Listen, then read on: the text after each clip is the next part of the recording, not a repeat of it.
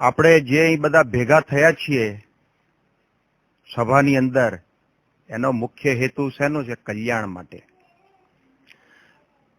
કલ્યાણ એટલે વ્યસન, વિષય અને પંચ વિષયોના બંધનમાંથી આસક્તિ. કલ્યાણ એટલે અનાદિ અજ્ઞાન જે આ જીવને વળગ્યું છે એનો નાશ, અને કલ્યાણ એટલે મોહનો ક્ષય. આપણે જે અહમ મમત્વ માયા અને આજે મોહની અંદર આ પડ્યા છીએ, મોહના બંધનોના પાસની અંદર, એનો ક્ષય થવો, એનો નાશ થવો, એનું નામ કલ્યાણ. કલ્યાણ એટલે સ્વભાવોના બંધનમાંથી અને દુઃખોમાંથી મુક્તિ, એનું નામ કલ્યાણ. હવે કલ્યાણ કરવા માટે આપણને આ મનુષ્ય દેહ તો મળ્યો છે, પણ એ કેટલો દુર્લભ છે એ સ્વામીએ વાત કરી. કોઈ વસ્તુ આપણે પ્રાપ્ત કરવી હોય ને, તો એ પ્રાપ્ત કર્યા પછી એવી ને એવી એને સાચવી રાખવી અઘરી છે. 1 કરોડ પાઉન્ડ કમાવા હોય તો કરોડ પાઉન્ડ કમાવા અઘરા છે, પણ એ કમાયા પછી એવા ને એવા એને સાચવી રાખવા છેક સુધી એ એનાથી પણ વધારે અઘરું છે. એક બંગલો બાંધવો અઘરો તો છે, પણ પછી એવી ને એવી સ્થિતિમાં એને કાયમ માટે સાચવી રાખવો ને, એ એનાથી પણ વધારે અઘરું છે. તો આ મનુષ્ય દેહ આપણને મળ્યો તો છે, પણ કેટલા વિલંબને અંતે મળેલો છે. જે અમેરિકનોએ એની જે ગણતરી કરી છે $6,000 ટ્રિલિયન, પણ 6,000 નહીં, પણ 100 મિલિયન ટ્રિલિયન હોય ને તો પણ મનુષ્ય દેહ બને ખરો, પણ મળદું બને. એને સ્મશાનમાં લઈ જઈને બારવું જ પડે, બીજું કોઈ એની અંદર જીવ આવે નહીં. આ પૃથ્વીની જેટલી સંપત્તિ છે ને, આ પૃથ્વીના પેટાળની અંદર સોનું, રૂપ, હીરા, માણેક, ચાંદી, જેટલા લોકોની પાસે બેંકોની અંદર પૈસા છે ને, જેટલી માલ મિલકત આ પૃથ્વી ઉપર છે, પૃથ્વી ઉપર નહીં પણ સ્વર્ગલોકમાં, ત્રિલોકીમાં, સ્વર્ગ, મૃત્યુ ને પાતાળ, એની અંદર જેટલી સંપત્તિ છે ને, એ બધી સંપત્તિ ભેગી કરો ને તો પણ મનુષ્ય દેહ મળે એવો નથી. અને એ મનુષ્ય દેહ આપણને મળ્યો છે. ગૌતમ બુદ્ધે એક વખત એના ભિક્ષુકને કહ્યું, હે ભિક્ષુક, આ મનુષ્ય દેહ તને કેટલા વિલંબને અંતે મળ્યો છે તને ખબર છે? તો કે ના. તો કે આ મનુષ્ય દેહ પ્રાપ્ત કર્યા પછી આ મનુષ્ય દેહ તને મળ્યો છે, પણ કે જે મનુષ્ય દેહ એ જે તને મળ્યો એ કેટલા દુઃખોને અંતે મળ્યો છે તને ખબર છે? તો કે ના. મનુષ્ય દેહ કેટલા જીવોની અંદર તે કેટલા આંખમાંથી આંસુ પાડ્યા છે એના પછી મળ્યો, ખબર છે? તો કે ના. તો કે સાંભળ, 4 મહાસમુદ્ર ભરાય, આ દરિયો છે ને, એવા 4 મહાસમુદ્ર ભરાય એટલા ત્યાં આંસુ પાડ્યા છે, કે શું બાકી રાખ્યું છે? કે તો જો આટલા વિલંબને અંતે આપણને આ મનુષ્ય દેહ મળ્યો છે, અને એ મનુષ્ય દેહ તો કલ્યાણને માટે જ મળ્યો છે. બાકી તો ખાવું પીવું તો કૂતરા બિલાડા ખાય છે, પીવે છે, પણ એનાથી એની વિશેષતા શું છે? પશુય ખાઈ પીવે છે, એનાથી વિશેષતા શું છે? ભગવાને આપણને બુદ્ધિ આપી છે. ધંધો રોજગાર ન કરવો એમને, ધંધો રોજગાર અચૂક કરવો, પ્રમાણિકપણે વ્યવસ્થિત કરવો, પણ સાથે સાથે આ મોક્ષનું કામ છે ને એ સાધી લેવાનું છે. અને મોક્ષનું કામ સાધવા માટે આપણે મનુષ્ય દેહ તો મળ્યો છે, પણ સારી કન્ડિશનમાં આપણે મળ્યો છે. એવો ને એવો છેક સુધી ટકાવી રાખવો ને એ અઘરું છે. એના માટે શરીરનું જ્ઞાન, આખી પૃથ્વી ઉપર જેટલા કંઈ ધંધા ચાલે છે ને, એના દરેક ક્ષેત્રના માણસને એનું જ્ઞાન તો છે, પણ આ જે શરીરનું માળખું મળ્યું છે આ 5-6 ફૂટનું, એનું જ એને જ્ઞાન નથી. એ જ આપણી મોટામાં મોટી કમનસીબી છે. તો એ શરીરને ટકાવવા માટે અત્યારે તમે દુનિયાની અંદર ડોક્ટરો જુઓ ને તો ઘણા માણસો એવા છે કે ડોક્ટરોના બિલ પોસાય એવા નથી. તો સાદી સરળ રીત શું છે? હવે મનુષ્ય દેહ મળ્યો છે, હવે આવો નવો ટકાવી રાખવો કોઈ પણ પ્રકારની મુશ્કેલી વગર, તો એના માટે ઉત્તમ ઈલાજ શું છે? આહાર એ જ ઔષધ. મોટામાં મોટી દવા જો કોઈ હોય ને તો ખોરાક છે. એ ખોરાકનો ફેરફાર તમે થોડો કરી નાખો ને તો એ બીમાર પડવાની શક્યતા જ ના રહે. એનું મૂળિયું જ કપાઈ જાય બીમારીનું. એટલે મૂળ આ વસ્તુ આ છે. ધારો કે, અને બીમારમાં ઘણા માણસોને શું થાય છે કે ધારો કે તમે કોઈ બારગામ ગયા અને કોઈ સગુવાલું હોય, એને કહે કે તમે એમ કરો ને, આ વખતે મારે ત્યાં આવો ને તો 15 દિવસ તમે રહેજો. આગ્રહ કરીને આવ્યા બી ખરા, અને તમે એને આગ્રહ કરીને રાખ્યા, અને એની સ્વાસ્થ્ય બધી કરી, એની સરભરા કરી બધી, અને રાજી થઈને તમે 5 દિવસ વધારે કહેવાનું, રોકાવાનું કહેશો તો રોકાશે કે નહીં? રોકાશે. પણ ફરી વખતે જયારે તમે આમંત્રણ આપ્યું ને ધારો કે તમારે ત્યાં આવ્યા અને ઘરના બધા જ માણસો મોડું ચડાવે અને એને કઈ રિસ્પોન્સ ના આપે તો પેલો શું કે, તમે તો મને 15 દિવસ રહેવાનું આમંત્રણ આપ્યું હતું ને આ વખતે, પણ હવે મારે તો છે ને અવાય એવું નતું ને તો પણ હું ના છૂટકે આવ્યો આ વખતે. એટલે એમ કરો ને, જો તમે મને રજા આપો દયા કરીને તો હું અહીંથી જઉં, એનું કારણ કે મારે બીજે જવાનું. એમ કરીને માણસ છટકે. એનું કારણ કે એને રિસ્પોન્સ મળ્યો નથી. તો રોગ શરીરની અંદર જે આવે છે એને રોગને જો કોઈ રિસ્પોન્સ ના મળે ને તો રોગ રહે ક્યાંથી આ માળખાની અંદર? રોગ રહે જ નહીં. તો રોગને રિસ્પોન્સ નહીં આપવું એનું નામ ચરી. કે ચરી તમે પાડો તો કોઈ પણ પ્રકારનો વાંધો આવે નહીં. એક વખતે ચરક ભગવાનને ત્યાં ભાવિ વૈદો કે જેને વૈદકનું જ્ઞાન મેળવવું હતું એવા વિદ્યાર્થીઓ ભણતા હતા ત્યાં આગળ. અને વિદ્યાર્થીઓ જાણે ભણી રહ્યા ત્યારે ચરકે એક મોટી સભા ભરી અને આજુબાજુના ગામના ને બધા માણસોને બોલાવ્યા એટલું નહીં, પણ એને જે વિદ્યા માણસો બધા ભાવિ વિદ્યાર્થીઓને શીખવાડેલી ને એ વિદ્યા એને જગજાહેર કરી દીધી ત્યાં આગળ. બધું જ કે આનું આમ થાય, આનું આમ થાય, બધું જાહેર કરી દીધું. પેલા ભાવિ વૈદો રડવા માંડ્યા બધા. હવે એક બાજુ આનંદ છે, વિદાય સમારંભ છે, એક બાજુ પાછા રડવા બી મંડી પડ્યા. તો પેલા ચરક ઋષિ, ચરક ભગવાન કે તમે રડો છો કેમ? તો કે રડીએ નહીં તો શું કરીએ કે છે, તમે અમારા હાથ પગ કાપી લીધા કે છે, આ જાહેર કરી દીધું.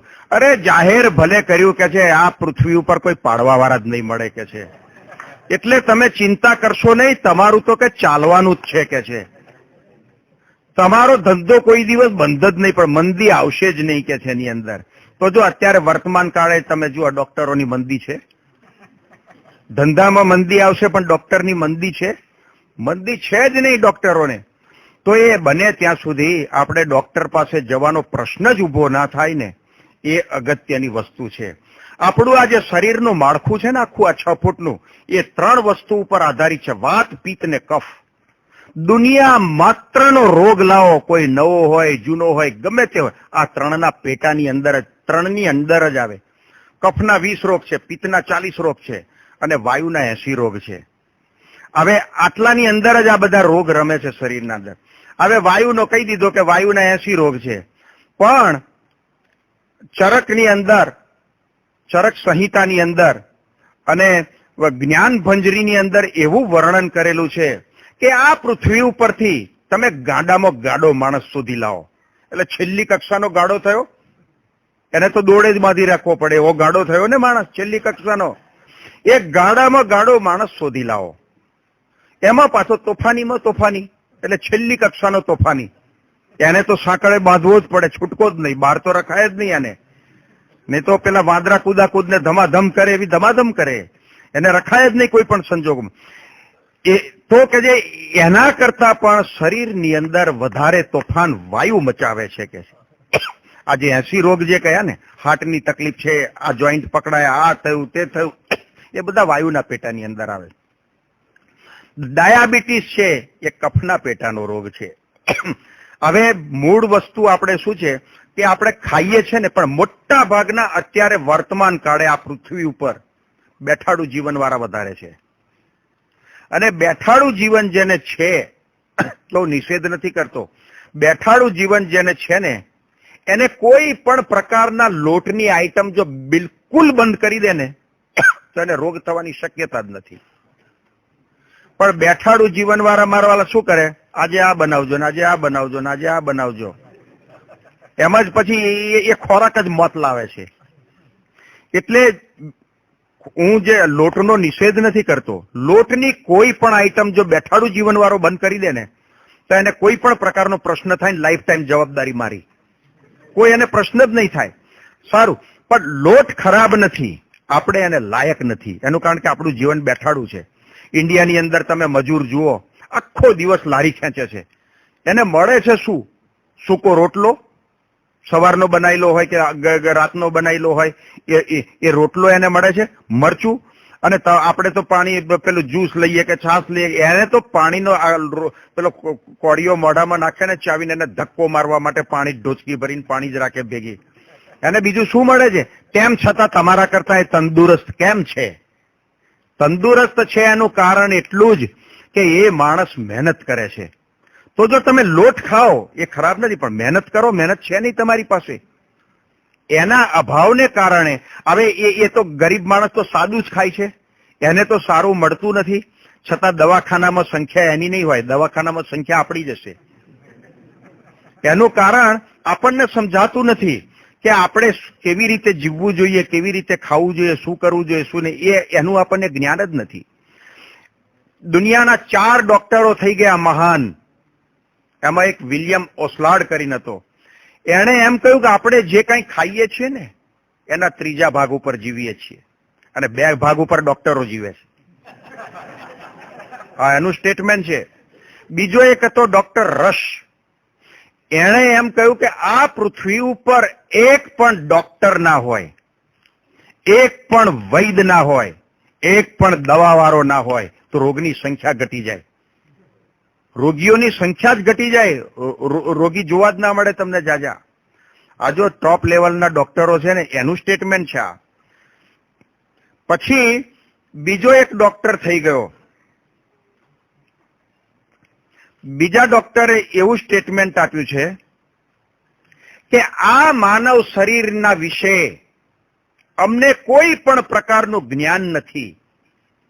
એવા આ માનવ શરીરની અંદર અમે એવી દવા દાખલ કરીએ છીએ કે દવાનું અમને જ્ઞાન જ નથી. જો આ ટોપ લેવલના ડોક્ટરનું ફરી રિપીટ કરું છું, આ માનવ શરીર વિશે જે અમને કોઈ પણ પ્રકારનું જ્ઞાન નથી, એવા માનવ શરીરની અંદર અમે એવી દવા દાખલ કરીએ છીએ કે અમને દવાનું કોઈ જ્ઞાન જ નથી. તમારે જો ટ્રાય કરવો હોય ને તો એક ડોક્ટર પાસે તમે જાઓ, કાંઈક રોગ થયો હોય ને જાઓ, એ નિદાન કરીને તમને દવા આપે ને પછી એ દવા ઘેર રાખીને બીજા ડોક્ટર પાસે જાઓ. 5 જણ પાસે તો 5ની દવા જુદી હશે. અખતરા જ કરે છે મારા વાલા આ લોકો. એનું કારણ કે આ દેહ અખતરા કરવા માટે જ એમને મળ્યો છે. એને તો એક જ નિશાન હોય છે કે પેલા ડોનેશન આપીને જે ખર્ચા કરીને ભણ્યા ને એ કેમ કરીને 1 વર્ષની અંદર પૂરા થઈ જાય. આ જ એમની દાનત હોય છે ડોક્ટરોની. એનું કારણ કે માનવ સેવા જેવી તો ભાવના રહી જ નથી એ લોકોને. એટલે હવે આપણે આપણું શરીર સાચવવું હોય ને તો આપણે જ હવે જાગૃત થવું પડશે. ડોક્ટરો ઉપર આધાર રાખ્યો ને તો ગયા આપણે. એનું કારણ કે આને પાછી સિન્ડિકેટ કેવી હોય, તમે આજે ઓહો તમને આ તકલીફ છે, જાઓ આપણે MRI કરાવી આવો, આ ફલાણો ટેસ્ટ કરાવી આવો, આ કરાવી આવો, તે જેની પાસે જાઓ એમાં એનું કમિશન લાગે ત્યાં આગળ. એટલે આ એક મુશ્કેલી છે. એટલે ગરીબ માણસો જે બિચારા હોય ને એને આ તકલીફ. પણ તો ગરીબ માણસોમાં રોગની સંખ્યા ઓછી છે. એનું કારણ કે એ સાદો જ ખોરાક ખાય છે, એને ઝાઝું મળતું નથી. અને બીજું ગરીબ માણસો છે એને પૂરું કરવા માટે મહેનત તો કરવી પડે છે ને. એટલે જે ખાય છે પચે છે ને ભગવાનની દયાથી. એટલે ગરીબ માણસો ઉપર ભગવાનની મોટી કૃપા છે કે એને સામાન્ય જ ખોરાક મળે છે. પણ શિક્ષા આપણને જે પૈસાવાળા આપણે માણસો છે શિક્ષા એને જ છે. એનું કારણ કે આપણે સારું ખાવાની ના નથી, ખાવું જોઈએ, બધું બરાબર છે. આપણે ભગવાને આપ્યું છે કે આપણે કઈ કોઈની ચોરી કરીને કે ઉઠાવીને લાવ્યા નથી. ભગવાને આપણે આપણી રીતે આપણા મોભા પ્રમાણે રહેવું જોઈએ. કોઈ મહેમાને એને સાચવવા જોઈએ. પણ જો મહેનત નથી ને એના માટે આ પ્રશ્ન છે. તો મહેનત હોય તો કોઈ પ્રશ્ન નથી. એટલે મૂળ વસ્તુ છે કે આ લોટ આપણે ખાવો ના જોઈએ. અને આ જે પીઝા છે ને એ પીઝા તો મોત લાવવા જ બેઠા છે. પણ લોકોને પીઝા જ વધારે ગમે છે. પીઝા એ મેદો છે ને, મેદો તો પચતો જ નથી કોઈ સંજોગોમાં. કોઈ એમ કહે ને કે મેદો પચે છે, વાત ખોટી છે. મેદો પચતો જ નથી. પણ શરીર સારું હોય ને ત્યાં સુધી ખબર ના પડે, પણ એ અંદર આંતરડાની અંદર જમા થતો હોય છે. પછી કે મને કબજિયાત થઈને મને ઝાડો ઉતરતો નથી, મને આમ થાય છે તેમ થાય, એ એને કારણે મેદાના લીધે. અને આ લોટ બેઠાડું જીવનવાળા જે લોટ ખાય છે ને એને માટે એને આ પ્રશ્ન થાય. અને બહારના જે પીણા આપણે પીએ છીએ ને, કોકો કોલા ને આ ને તેને, એ મહાભયંકર વસ્તુ છે.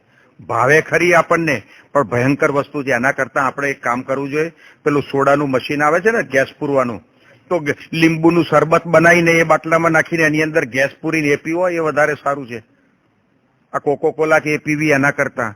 એમાં તો ગેસ હોય છે ને, ગેસના લીધે સારું લાગે, પણ એની લીંબુના શરબતની અંદર ગેસ પૂરો ને તો એ ફાયદાકારક થશે. પણ કોકો કોલા મહાભયંકર વસ્તુ છે. ઇન્ડિયાની અંદર તપાસ કરવામાં આવી, લેબોરેટરીની અંદર ટેસ્ટ કરવા, નાના જંતુ નીકળેલા એની અંદરથી. તો એ શું પરિસ્થિતિ થાય? પછી જે માણસો બજારું ખોરાક ખાય છે ને, આપણા સંપ્રદાયની અંદર બાળ મંડળથી જ શીખવાડવામાં આવે છે કે બજારું ખોરાક ના ખાઓ. અમદાવાદની અંદર હું એક વિસ્તારની અંદર, રાયપુર વિસ્તારની અંદર ગયેલો ને ત્યાં જોયું. સવારમાં મારે એક જણનું કામ હતું, તો ત્યાં મારે જવાનું, ત્યાંની બાજુમાં હોટલ હતી. એક મોટી સાઈઝનો ઉંદર પેલો કઢાયું જે હતું ને તેલનું એની અંદર પડેલો હતો અને પેલો જેવો આવે ને ખોલ્યું ને એ ઉંદર બહાર કાઢી અને આમ કપડું લઈને આમ નીચોઈને પછી ઉંદર બહાર ફેંક્યો ને એની અંદર એને ભજીયા તર્યા અને એ નામ પર દઉં રાયપુર ભજીયા હાઉસ કે જે લોકો અમને ખબર છે અમદાવાદ રહેલા છે અમને કે રાયપુર ભજીયા હાઉસ વાળાને ત્યાં બનાવ બન્યો અને એ ભજીયા માટે ત્યાં આગળ લાઈન લાગે. જો આપણી આ મૂર્ખામી અને કેવી પ્રકૃતિના માણસો છે. અમદાવાદ થી ખેડા ચા પીવા જાય. અલા ભાઈ ઘરે ચા નથી તારે થતી? હવે એ બુદ્ધિનું દેવાળું કાઢ્યું છે એ કહેવાય કે બીજું? આવા માણસો હે પૈસાનો જો આવો દુરુપયોગ કરતા હોય છે માણસો. એટલે કહેવાનો મતલબ શું કે આપણે આપણા શરીરને અનુકૂળ આવે એ રીતે આપણે આ ખોરાક લઈએ તો કોઈ પણ પ્રકારનો વાંધો આવે નહીં. અને આજે મેં પીણાનું કહ્યું એ તો સદંતર બંધ કરવા જેવી વસ્તુ છે. પીઝાનો અત્યારે એટલો બધો ક્રેઝ છે પણ પીઝા તો ભયંકર નુકસાન કરતા છે એટલે પીઝા તો ખાવા જ ના જોઈએ. બીજું ઘણાને એમ પ્રોબ્લેમ થાય કે સારું મને ખાધેલું પચતું નથી. તો જેને ખાધેલું નથી પચતું એને આયુર્વેદની અંદર એને એક ખોરાક એવો છે ને મંડ કહેવામાં આવે છે.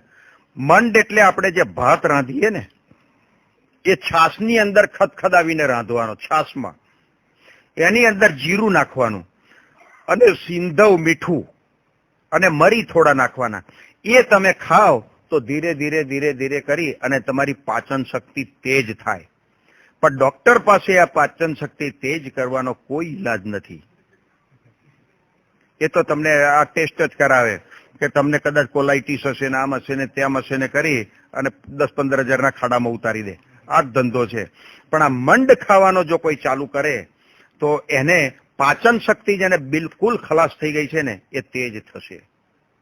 બીજું કે મગ એવી વસ્તુ છે કે લગભગ મોટા ભાગનાને ખોરવાઈ ગયેલું છે પણ કચ્છીઓ જે છે ને એ મગની ખીચડી ખાય.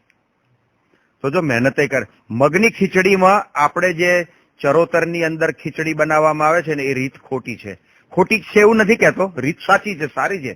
પણ કચ્છી ખીચડી જે હોય ને 3 ભાગ મગની દાળ 3 ભાગ અને 1 ભાગ ચોખા. એ લોકો ડબ્બાની અંદર મગની દાળ છે ને 3 કિલો મગની દાળ હોય તો 1 કિલો ચોખા મિક્સ કરીને જ રાખે અને ઢીલી ખીચડી બનાવે અને એની અંદર ઘી નાખે અને છાશ સાથે લઈને તમે બીજું ખાવાનું ભૂલી જાઓ. એવી સરસ ખીચડી તમને લાગે એ ખીચડી. હવે એ ખોરાક ખોરવાય અને કહેવત છે કે મગ લાવે પગ. જેને પગ નથી ચાલતા ને એને મગ ખાઈને કાયમ માટે એના પગ ચાલતા થઈ જાય. પેલા લાકડીના ટેકે કે 2 જણા પેલા જણે નગર યાત્રા નીકળી હોય ને 2 બાજુથી 2 પકડીને લઈ જાય એવું એને ના થાય. એ તો નાટક જેવું થઈ ગયું. 2 બાજુથી 2 પકડીને ઉઠાવીને લઈ જાય એને. પણ જો આ મગ ખાવાની ટેવ રાખે તો એને આ પ્રશ્ન ના થાય. બીજું આ નાના નાના બાળકો છે ને એને જો ભાત ખવડાવે ને તો ભાત બુદ્ધિવર્ધક છે.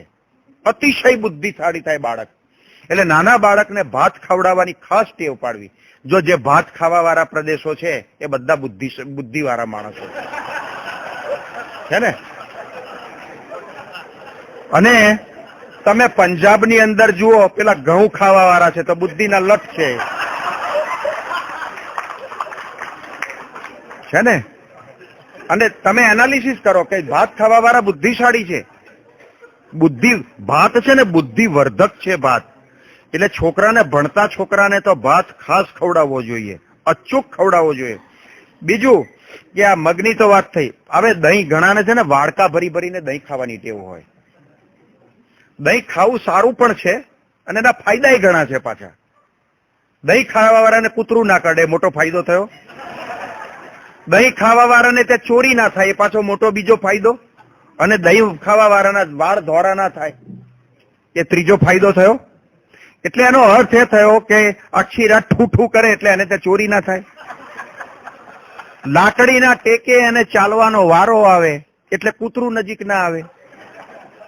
અને વાર ધોળા થાય તે પહેલા તો ઉપડી જઈએ. આ એના ફાયદા છે. દહીં જેને વધારે ખાવાની ટેવ છે ને એ આ ધ્યાન રાખજો. અને એને કફય થશે ને બધું થશે. દહીં ખાવા વાળાને કફય થશે ને બધું થશે અને એને ડાયાબિટીસ બી થશે. એને લાંબે એનું કારણ કે ડાયાબિટીસ છે ને કફના પેટાનો રોગ છે. કફની અંદર આવે છે. ડાયાબિટીસ વાળાને કફ હોય જ. ઘણા કે મને ઉધરસ નથી, ગળું નથી પકડાયું ને તો કફ ક્યાંથી હોય? અરે કફના તો શરીરની અંદર થર જામેલા હોય છે. એનું કારણ કે એની ઉપર તો આધાર છે વાત પિત્ત ને કફ ઉપર. કફ વધે તો રોગ, ઘટે તો રોગ. પિત્ત વધે તો રોગ, ઘટે તો રોગ. વાયુ વધે તો રોગ ને ઘટે તો પણ રોગ. પણ એને બેલેન્સ રહે ને તો આ રોગની સંખ્યા ઘટે. એટલે અને દહીં ધારો કે કોઈને ખાવું પણ હોય, બહુ રશિયા હોય એને એમ કે મારે દહીં વગર નહીં ચાલે, તો એને એમ કરવું કે દહીંને પેલું બ્લાઇન્ડર મશીન આવે છે ને, મશીનથી 10 મિનિટ વલોવું, પાણી નાખ્યા વગર વલોવો એને. અને એ દહીંનું પછી જે મંથન થઈ ગયું ને, મંથન થયા પછી એના ગુણધર્મ બદલાઈ ગયા. એ બળવર્ધક થઈ ગયું, બળવાળું થયું. જો પંજાબની અંદર લસ્સી પીવે છે એ લસ્સી વધારે વલોવે છે એ લોકો, એટલે બળવાળા છે એ લોકો, તાકાતવાળા છે. બુદ્ધિના ભલે લટ લે, 12 વાગે ભલે એની બુદ્ધિ બદલાતી હોય, 12 વાગે ડિસિઝન બધા ઊંધા જ લે પંજાબી, પણ તાકાતવાળા છે. એ આ લસ્સીનો પ્રતાપ, ત્યાં મહેમાન જાય ને તો લસ્સીનો લોટો ધરતા હોય છે લોકો. એટલે લસ્સી એ પાછી બળવર્ધક છે, પાણી નાખ્યા વગર તમે લો તો. પણ વસ્તુ એક જ ધ્યાન રાખવાની કે એને જેટલી બને એટલી વધારે વલોવો એ ફાયદાકારક છે. અને છાશ બનાવો ને એમાં પાણી નાખો, પાતળી છાશ પીવો એનો વાંધો નથી, પણ જેટલી બને એટલી મેક્સિમમ વધારે વલોવો એને. અને એની અંદર પેલું મીઠું નહીં નાખો, પણ સિંધાલુણ વાપરો, સિંધવ મીઠું. જીરું નાખો, સિંધવ મીઠું નાખો. અને તમારે ઓર ટેસ્ટી બનાવી હોય છાશને તો ફુદીનાનો જે પાવડર આવે ને, એ ફુદીનાનો પાવડર 1 ગ્લાસ હોય ને એની અંદર 1 ટેબલ સ્પૂન નાખી દો અને હલાવો એને. એ જયારે પેલું વલોવો ને ત્યારે જ નાખી દો એ પ્રમાણે. ધારો કે 4 કે 5 ગ્લાસ બનાવતા હોય તો 5 ગ્લાસમાં 3-4 ચમચી નાખી દો અને પછી એને વલોવો. અને એની અંદર થોડું સિંધાલુણ નાખ્યું હોય જો એનો ટેસ્ટ પણ લાગશે એનો. અને ચપટી મરી નાખી દો કદાચ, તો એ છે ને ફાયદાકારક થશે. અને છાશથી નાના રોગો જે થાય ને એ બળી જાય છે, એ થતા નથી. કદાચ કોઈને પરિસ્થિતિ સારી ના હોય ને તો શાક ખાવાનું ના મળે તો કાંઈ વાંધો નહીં, કાંઈ જરૂર નથી એની. શાક નહીં ખાવ તોય કાંઈ જરૂર નથી એની, બિલકુલ નહીં ખાવ ને તોય કોઈ જરૂર નથી. આ ગરીબ માણસો ક્યાં શાક ખાય છે? આ મજૂર, જે હું મજૂરની વાત કરી, ક્યાં શાક ખાય છે? તોય તમે જુઓ દોડાદોડ 5 મણની ગુણી લઈ અને 3જે માળ ચડે છે ને, તો ખાય છે શું એ? તમે તો મિષ્ટા નહીં ખાવ ને બધું ખાવ, પણ એ શું ખાય છે? રોટલો, મરચું અને પાણી, તોય 3જે માળ ચડાવે. અને આપણે 5 કિલો વજન લઈને અહીંથી બહાર ગાડી ઉભી ત્યાં સુધી જઈએ તો 4 દિવસ સુધી આ દુખે આપણને કાંડું. એવી આપણી પરિસ્થિતિ છે. એ પરિસ્થિતિનું કારણ બેઠાડું જીવન. એટલે એ આપણે ખાસ ધ્યાન રાખવાની જરૂર છે. ઇન્ડિયાની અંદર તો એવું ષડયંત્ર બી ચાલે છે કે યુપીની અંદરથી ગુજરાતની અંદર પેંડા આવે છે. એ પેંડા એ લોકો એવા પદાર્થો એની અંદર વાપરે છે ને, યુરિયા નાખે છે એની અંદર, અને માવા જેવું કંઈક બનાવે છે ને એની અંદરથી પેંડા બનાવે છે. એવા ટેસ્ટી લાગે કે તમે બીજા પેંડા ભૂલી જાઓ. પણ એ ષડયંત્ર પકડાયું એ મહાભયંકર વસ્તુ છે. તો આ બજારું વસ્તુ નહીં ખાવી. એ તો જો આપણને સ્વામિનારાયણના સત્સંગીઓને પહેલેથી જ આ નિષેધ કરવામાં આવે છે, બાળ મંડળથી જ, ગળથુથીમાંથી જ નાખવામાં આવે છે. તો આ બધી તકલીફોમાંથી આપણે બચી જઈએ. બહારે તો દાવા નળ સળગ્યો છે, લોકો પૈસા પાછળ જ પડ્યા છે બારે. એટલે કેમ કરીને પૈસા કમાવા, કેમ કરીને જે મટીરિયલ બનાવીએ સસ્તું પડે, એની પાછળ જ એ લોકો પડ્યા છે. એટલે આપણે સ્વામિનારાયણના સત્સંગી જે હોય, અથવા તો સ્વામિનારાયણના બિન સત્સંગી પણ હોય ને આપણા ઓળખીતા પારખીતા ને આપણું માને એવા હોય, તો એને તો આ ખાસ નિષેધ કરવો. પેંડા છે, કોકોકોલા છે, બહારની તમામ વસ્તુ બનાવી હોય તો તમે ઘરે બનાવીને ખાઓ એની ના, પણ બહારની તમામ વસ્તુઓ બંધ કરાવી દેવી જોઈએ. હવે ઘણા રોગો આપણને થતા હોય છે ને, એ આપણને જે આપણે સૂઈ જઈએ છે ને, એ સુવાની દિશા ખબર નથી હોતી. ખરી રીતે જે માણસને વ્યવસ્થિત રીતે તંદુરસ્ત જીવન જીવવું હોય એને પૂર્વ દિશા તરફ માથું રાખવું જોઈએ. ધારો કે પૂર્વ દિશા, આ પૂર્વ દિશા છે તો આપણે પૂજા કરવા બેસીએ છીએ ને આ દિશામાં, તો એ દિશામાં આપણું માથું રહેવું જોઈએ. અને બીજું, દક્ષિણ દિશાની અંદર માથું હોવું જોઈએ આપણું. કઈ? પૂર્વ અને દક્ષિણ 2 દિશામાં માથું તમે રાખીને સુવો તો રોગની સંખ્યા લગભગ થોડી ઘણી ઘટી જાય. આ એક શાસ્ત્રોક્ત છે. અને પશ્ચિમ દિશા અને ઉત્તર દિશા કોઈ દિવસ માથું રાખીને સુવું નહીં, ભૂલે ચૂકે નહીં. એટલે જેના ઘરની અંદર આ વ્યવસ્થા ના હોય તો આ પ્રમાણે ગોઠવણી કરી દેજો. પૂર્વ દિશા એટલે જે દિશામાં સૂર્ય ઉગે છે એ તરફ આપણું માથું હોવું જોઈએ. સૂર્ય આ બાજુ ઉગતો હોય તો માથું આપણું આ બાજુ, અને પગ એની સામેની દિશામાં, પૂર્વ.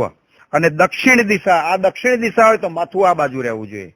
આ 2 દિશા જ સુવા માટે ઉત્તમમાં ઉત્તમ લેખવામાં આવેલી છે. હવે ઊંઘનો પ્રશ્ન મેં લઈ લીધેલો, પણ તેમ છતાં અત્યારે બધા નવા છે તો લઈ લો. ઊંઘ જેને કોઈ એમ કહે ને કે 8 કલાકની ઊંઘ જોઈએ ને 12 કલાકની ઊંઘ જોઈએ ને 9 કલાકની, તદ્દન ખોટી વાત છે ઊંઘની. ઊંઘ જો માણસને લેવી હોય તો આ બાળકોને જો ટ્રેન કરવા હોય ને, તો ભણવાવાળા બાળકોને ટ્રેન કરવા માટે એક કામ એ કરવું ખાસ, કે ધારો કે બાળક 9 વાગે સૂઈ ગયું, તો કોઈ પણ વ્યક્તિ સૂએ ને તરત ઊંઘ નથી આવતી. કોઈને આવી બી જાય છે થાક્યા પાક્યા હોય તો, એ વસ્તુ અલગ અપવાદરૂપ છે. પણ આપણે 8 વાગે સૂતા હોય, ધારો કે 9 વાગે સૂઈ ગયા માનો, તો અડધા કલાક પછી જ ઊંઘ આવે છે. પણ અડધો કલાક કે 20 મિનિટ જેવું તો જાય છે જ. ધારો કે 9 વાગે સૂતા આપણે, એની અંદર અડધો કલાક હાફ એન અવર એડ કરી દો, 9:30 થયા, એની અંદર 1.5 કલાક ઉમેરો, 9:30 માં 1.5 ઉમેરો તો કેટલા થયા? 11. 11 ની અંદર 1.5 ઉમેરો, કેટલા થયા? 12:30. 12:30 વાગે તમે ઉઠો ને તો ઉજાગરો નહીં નડે. 12:30 માં 1.5 ઉમેરો, 2 માં 1.5 ઉમેરો, 2 ને 3:30 વચ્ચે જો ઉઠો ને તમે તો ઉજાગરો નડશે તમને. અને પેલું તમે 1 વાગે ઉઠ્યા તો ઉજાગરો નહીં નડે. એનું કારણ કે ઊંઘની સાયકલ 1.5 કલાકની છે.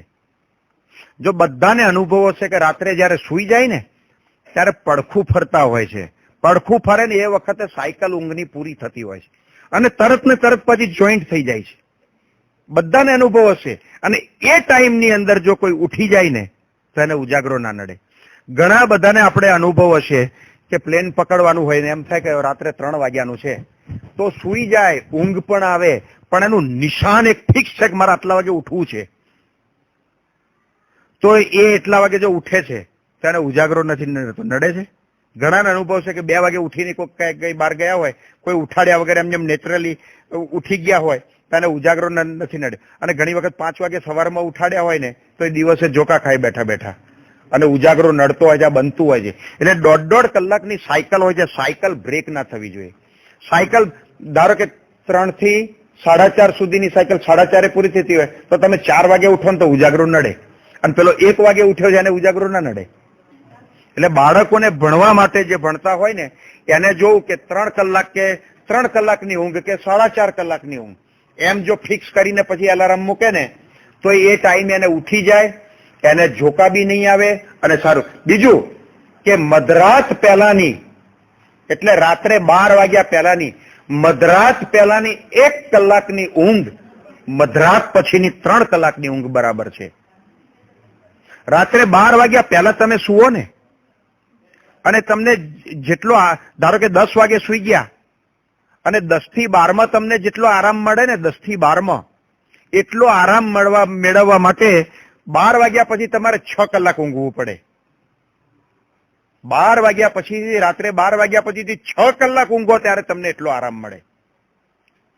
અને એવું કહેવાય છે કે વહેલા ઉઠવા વાળાના કોઈ કામ અધૂરા રહેતા નથી.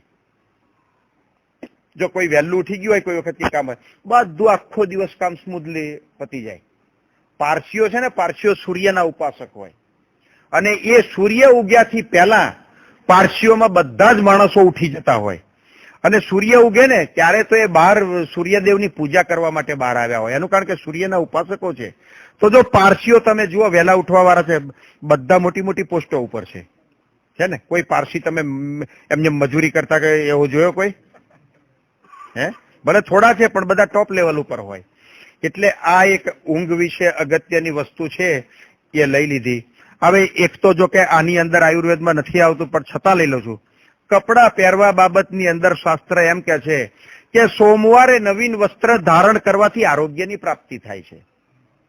મંગળવારે નવીન વસ્ત્ર ધારણ કરવાથી વસ્ત્ર જૂનું થાય છે જલ્દી, અને બુધવારે નવીન વસ્ત્ર ધારણ કરવાથી, બુધવારને દિવસે કે જે માણસો સાહસ કરીને ધનની પ્રાપ્તિ મેળવવાની ઈચ્છાવાળા છે એને બુધવારે નવીન વસ્ત્ર ધારણ કરવું જોઈએ, એ ધનની પ્રાપ્તિ થાય છે. ગુરુવારે નવીન વસ્ત્ર ધારણ કરવાથી જ્ઞાનની પ્રાપ્તિ થાય છે, અને શુક્રવારે નવીન વસ્ત્ર ધારણ કરવાથી પ્રિય માણસોનો મેળાપ થાય છે. શનિવારે વસ્ત્ર નવીન ધારણ કરવાથી ચોરી થવાનો સંભવ રહે છે, અરે વસ્ત્ર જૂનું થાય છે. અને રવિવારે વસ્ત્ર નવું ધારણ કરવાથી એના ઘરમાં ચોરીનો સંભવ રહે છે. એટલે આ કપડા પહેરવા વિશે આ થોડી વાત કરી. હવે ઘણા લોકોને દમ હોય છે, દમ શ્વાસ ચડતો હોય છે. એને માટે ઉત્તમમાં ઉત્તમ ઈલાજ છે ગાજરનો જ્યુસ, કેરેટનો જ્યુસ. એ પીવે તો એને અમુક ટાઈમ સુધી ચાલુ ને ચાલુ રાખે તો એને દમ છે ને જડ મૂળથી નાબૂદ થઈ જાય. એના માટે આનાથી ઉત્તમ દવા કોઈ એલોપેથી વાળા પાસે નથી અને બીજી કોઈ જગ્યાએ નથી દવા. ઉત્તમમાં ઉત્તમ દવા જો હોય તો આ છે. અને બીજું કે એવા માણસો રાત્રે જયારે સૂઈ જાય ત્યારે પાકું કેળું હોય ને એને સગડી સળગાવીને કોલસા જે હોય ને કોલસા, એ સગડીની અંદર કોલસા નાખી અને આખું કેળું શેકી નાખવાનું કોલસા ઉપર. પછી કેળાને ફોલી અને ઉપર મરીનો ભૂકો ભભરાવાનો અને પછી એ કેળું ખાય તો રાત્રે એને શ્વાસ નહીં ચડે. એટલે આ દમ માટેનો આ મોટામાં મોટો ઈલાજ છે. જેને એક વખત પણ એટેક આવી ગયો છે, હાર્ટ એટેક, મહા ડેન્જર, કે ક્યારે ફરી આવે એનું નક્કી નહીં, ગમે ત્યારે ઉપાડી લે. વાવાઝોડાની જેમ વાવાઝોડું ગમે ત્યારે આવે એનું નક્કી નહીં ક્યારે વાવાઝોડું આવે, એમ ઉપાડી લે ગમે ત્યારે. પણ જેને એક વખત પણ જેને એટેક આવી ગયો છે એ રોટલી કે ભાખરી ખાય, ભાખરી કે રોટલીનો મેં નિષેધ કરી દીધો છે એનું કારણ કે એને આ જોખમ. પણ જવની ભાખરી કે જુવારની ખાય ને એનો વાંધો નથી, એને અપવાદ ગણીએ. એની ઉપર તજ ને મધ બે ભેગું, તજનો પાવડર ને મધ ભેગો કરી અને આપણે જામ લગાવતા હોય છે ને બ્રેડ ઉપર, એ રીતે લગાવીને જો ખાવાનું રાખે ને તો એને ફરી એટેક નજીકમાં આવશે જ નહીં, કોઈ પણ સંજોગોમાં નહીં આવે. આ મારી જવાબદારી, ગેરંટી. એટેક જોજનો દૂર જશે. કદાચ એનું આયુષ્ય પૂરું થશે ને ત્યારે છેલ્લો એટેક આવશે, ત્યાં સુધી વચમાં નહીં આવે એને. એટલે આ ઉત્તમમાં ઉત્તમ. બાકી મધ ને તજના તો ઈલાજો બધા ઘણા છે. હવે ઘણાને પ્રશ્ન એમ થશે કદાચ કે આ સ્વામી જશે ને આ વાત કરી તો પછી શું, પણ હું મધ ને તજના પ્રયોગો છે ને રોહિતભાઈ ઉપર ને આ જયુરભાઈ ઉપર હું બધા લખીને, જેટલા મધ ને તજના પ્રયોગો છે ને એ બધા હું લખીને મોકલાવીશ. પછી બીજા કોઈ પ્રશ્નો હોય ને એ મને પોતાને ખ્યાલમાં આવે કે આ મેજર આ બધા છે એ હું લખીને મોકલાવીશ, એટલે એમની પાસેથી માહિતી મળી જશે. એટલે કોઈને એવું તકલીફ નહીં થાય કે આપણે સાંભળ્યું નથી રહી ગયા, નામ પ્રશ્ન થશે, એ સોલ્વ થઈ જશે. બીજું કે હું એક એડ્રેસ મેં એમને આપ્યું છે અમદાવાદનું. એક વૈદ છે, દર્શન ચિકિત્સક છે. તમે સામે બેઠા હોય ને તો આમ તમને આમ જોઈને જ નિદાન કરે. બીજા વૈદો આમ નાડીઓ પકડીને નિદાન કરે, બાકી આ જોઈને નિદાન કરે. જયારે ડોક્ટરો તમે જાઓ ત્યારે તમને કહે છે શું થાય છે, અલા ભાઈ શું થાય છે તને, તું ડોક્ટર છું, અમે ડોક્ટર છીએ કે તું ડોક્ટર છું, શું થાય છે? એટલે તમને કહેતા ના આવડતું હોય કે તમને શું થાય છે, તમને થતું હોય કંઈક ને, હવે તમે તો એનું નિરૂપણ ના કરી શકો કે તમને શું થાય છે. એટલે તમે જે પ્રમાણે કોને એના ઉપર દવા આપે તમને. પેલું અહીં લઈને આપે તમને કાનમાં નાખીને ભૂંગરું અહીંયા આગળ લગાવે રાખે, પણ એ તમે કહો એ પ્રમાણે તમારા કહેવા મુજબ એ દવા આપે તમને. ખાલી તપાસવામાં તમને સંતોષ થાય ને એટલે તપાસે તમને, તમે કયા પછી, અને પૂછતો જાય તમને અને માહિતી મેળવી. પણ આ દર્શન ચિકિત્સક છે, નાડી પકડે નહીં. તમે આમ જુઓ ને, એક્સરે ની અંદર જે વસ્તુ ના આવે ને એને પકડાય. એક્સરે નો બાપ કહેવામાં આવે એને, એવો માણસ છે. એનું એડ્રેસ મેં જયુરભાઈને આપ્યું છે. અહીં બેઠેલા ને કોઈને પણ કોઈ પણ પ્રકારની મુશ્કેલી કે મૂંઝવણ જેવું લાગે તો એ એડ્રેસ પ્રમાણે એને ફોન કરશે, મારું નામ દઈને રેફરન્સ મારો આપીને નામ કરશે તો એ યોગ્ય સલાહ પણ આપશે. ભલે કદાચ તમારો જવાનો મેળ ના પડ્યો ઇન્ડિયા, અહીં બેઠા હશે અને સલાહ પણ આપશે, મારું નામ દેશે એટલે. અને પછી જયારે ઇન્ડિયા કોઈ જાય અહીં બેઠેલામાંથી તો અચૂક એ મળવા જેવી વ્યક્તિ છે. અચૂક એ વ્યક્તિને મળે ને મળે જ. અને પોતાનું નિદાન ત્યાં આગળ એની પાસે કરાવી લે કે એને જિંદગી સુધી શું ખ્યાલ રાખવું, શું ખાવું ને શું પીવું, શું ખ્યાલ રાખવું એને, એ એક એની પાસેથી માર્ગદર્શન મેળવી લે એટલે મારો રેફરન્સ આપશે. કોઈને પણ કાંઈ પણ મુશ્કેલી હોય તો ગભરાવાની જરૂર નથી. બધી જગ્યાએ બધા સેન્ટરોમાં છે કે ઈસ્ટ આફ્રિકામાં મેં કહેલું છે અને લોકો ફોન કરે જ છે ને કાયમ અને જવાબ આપે છે. એટલે કોઈને કંઈ એવી મેજર મુશ્કેલી જેવું લાગે ને એમ લાગે કે સ્વામી હવે નૈરોબી પહોંચી ગયા, બે ફોન કરીશું તો ભેગા થશે કે નહીં થાય. પણ મેં નંબર આપેલો છે, નંબર પ્રમાણે ટાઈમ આપેલો છે, એ પ્રમાણે એમને ફોન કરશો તો તમને માર્ગદર્શન આપશે. અને માર્ગદર્શન લીધા પછી એ પ્રમાણે વર્તવું. અને જ્યારે ઇન્ડિયા જવાનું થાય ત્યારે અચૂક એ માણસનો લાભ. આપણે યાત્રા કરવા નથી જતા દૂર સુધી, તો આ એક યાત્રા માની લેવાની, એમ માનીને એની મુલાકાત અચૂક લેવા જેવા પુરુષ છે. અને તમને માર્ગદર્શન, મારું નામ દેશો એટલે વ્યવસ્થિત રીતે એનું માર્ગદર્શન પણ આપશે. હવે ઘણાને કદાચ કોઈને પરિસ્થિતિ સારી પણ ના હોય, આર્થિક પૈસે ટકે, તો ન્યુયોર્કની અંદર એક ડિપાર્ટમેન્ટની અંદર પ્રયોગ કરવામાં આવેલો છે, પાણી પ્રયોગ જેને કહેવામાં આવે છે, ઘણાને ખબર હશે. નરણા કોઠે સવારમાં નરણા કોઠે 1266 ગ્રામ પાણી જે માણસ નરણા કોઠે પીવે ને એને આ ડાયાબિટીસ જેવું હશે ને, ડાયાબિટીસનું હું પછી કહું છું, ડાયાબિટીસ જેવું ડોક્ટરોના નિદાન પ્રમાણેનો ડાયાબિટીસ હશે ને તો ડાયાબિટીસ એ 2-3 મહિનાની અંદર નીકળી જશે. પણ એક વિશ્વાસને હિંમત રાખવાની કે હું આ પાણી પીઉં છું ને તો પીતી વખતે પ્રમુખ સ્વામી મહારાજને યાદ કરતા કરતા પાણી પીવું અને કે મહારાજ આજો હું આપને સંભાળીને પાણી પીવું છું, મારો રોગ મટે, અચૂક એ રોગ જશે. વિશ્વાસે વાહન ચાલે છે.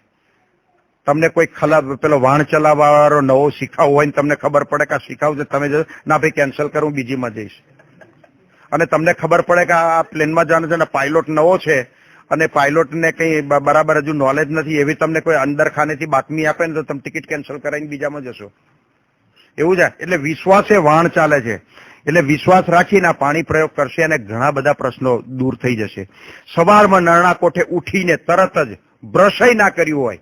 પણ આ ઘણાને પ્રશ્ન થાય કે આપણે તો પૂજાનો નિયમ, પણ આ દવા તરીકે વસ્તુ છે તો શું છે કે મેં મોટેરા સંતોને પૂછેલું કે દવા તરીકે હોય ને તો સ્વામીને ધરાવતા હોય ને કે સ્વામી પીવા આમ કરી યાદ કરીને ગટગટાઈ જવું 1266 ગ્રામ પાણી, અને કદાચ એક સાથે ના પીવાય ને તો આજે 1 ગ્લાસ, પછી અઠવાડિયા પછી બીજો, એમ કરતા કરતા 4-4.5 ગ્લાસ સુધી 1266 પેલું માપલું આવે છે ને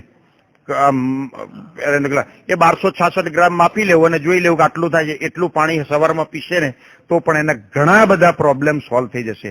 કબજિયાત જેને કોન્સ્ટિપેશન રહેતું હશે એમાં ફાયદો થશે, ડાયાબિટીસમાં ફાયદો થશે, અપચોનો પ્રશ્ન જેને હશે, અપચો જેને થતો હશે એ અપચાના પ્રશ્નની અંદર પણ એને ફાયદો થશે. બીજું કે મેલેરિયા વર્ષો પહેલા જીવલેણ રોગ ગણાતો. હવે મેલેરિયાનો એક ઉત્તમમાં ઉત્તમ ઈલાજ એવો છે કે આંકડો આવે ને દેશમાં, આંકડો હનુમાનજીને આંકડાના ફૂલની માળા ચડાવે, એ આંકડો જે જગ્યાએ ઉગ્યો હોય ને ત્યાં આગળ સ્ટવ લઈને જવાનું. કેમ લઈને જવાનું એનું કારણ બતાવું છું. સ્ટવ લઈને ત્યાં જવાનું અને 400 ગ્રામ દૂધ માપીને જ લઈ જવાનું, 400 ગ્રામ, એથી વધારે સહેજ પણ નહીં. અને એની અંદર જેટલું ગળપણ જોઈએ એટલી ખાંડ નાખી દેવાની અને ઓગાળી નાખવાની અને ધીમા તાપે સ્ટવ ચાલુ કરવાનો. અને પછી જે આંકડો હોય ને એની 1.5 ફૂટની સોટી હોય ને તો પાંદડા છૂટી નાખી અને ટચકો મારીને કાપીને ત્યાં આગળ અંગૂઠો દબાવી દેવો. પાણીથી પહેલા સોટી ધોઈ નાખવી અને પછી બીજી બાજુથી કાપી અને અંગૂઠો દબાવી અને એક છેડો સીધો જ પેલી તપેલી જે હોય ને એ તપેલીની અંદર મૂકી અને એનાથી એ દૂધ હલાવવાનું. હવે સ્ટવ લઈને જવાનું કારણ એક જ છે કે જ્યાં આગળથી આંકડો કાપ્યો એમાંથી દૂધ નીકળી ના જવું જોઈએ. તમે ધારો કે 50 ફૂટ કે 100 ફૂટ દૂરથી આંકડો કાપીને અહીંયા આગળ લાવો તો દૂધ નીકળી જાય, અને ખરો પ્રયોગ જ દૂધનો છે, આંકડાના દૂધનો પ્રયોગ. હવે તમે એ આંખમાં પડે તો આંખ ફોડી નાખે, એ દૂધ આંખમાં પડે તો આંખ ફૂટી જાય. પણ એ આંકડાથી તમે એ આંકડાની સોટીથી દૂધ હલાવો તો લગભગ 10-12 મિનિટની અંદર દૂધ ફાટીને માવો થઈ જશે. એ માવો જયારે મેલેરિયા તમને ન થયેલો હોય ત્યારે, મેલેરિયા થાય ત્યારે નહીં પણ મેલેરિયા ન થયેલો હોય ત્યારે નરણા કોઠે કાંઈ પણ લીધા વગર સવારમાં પહેલો એ માવો આટલો થાય છે તમે ખાઈ જાઓ અને પછી 2-3 કલાક સુધી કંઈ ખાવાનું નહીં બીજું, તમને લાઈફ ટાઈમ સુધી મેલેરિયા નહીં થાય. ફરી કાયમ માટે મેલેરિયા તમારા શરીરમાંથી ગયો.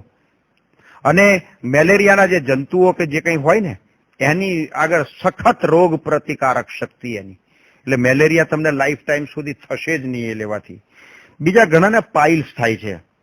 ડોક્ટર પાસે પાઇલ્સનો કોઈ ઈલાજ નથી, ઈલાજ એક જ છે, ઓપરેશન.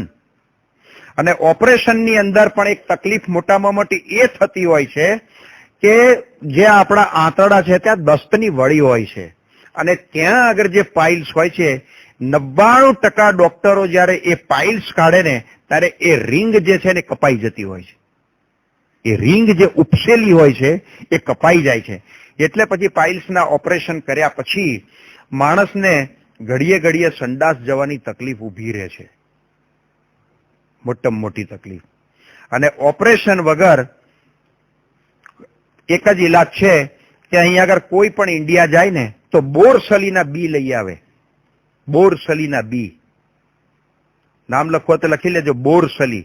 સારી ક્વોલિટીના બોરસલીના બી 1/2 કિલો કે એવા લાઈન રાખી દેવાના ઘરે. તો કોકને બી બિચારાને મદદ થાય. પણ જો કોઈ પૈસા લેવાની ભાવના રાખશે ને તમે બી કોઈને આપો ને, એક નવો પૈસો લેતા નહીં કોઈની પાસેથી, નહીં તો પ્રયોગ ફેલ જશે.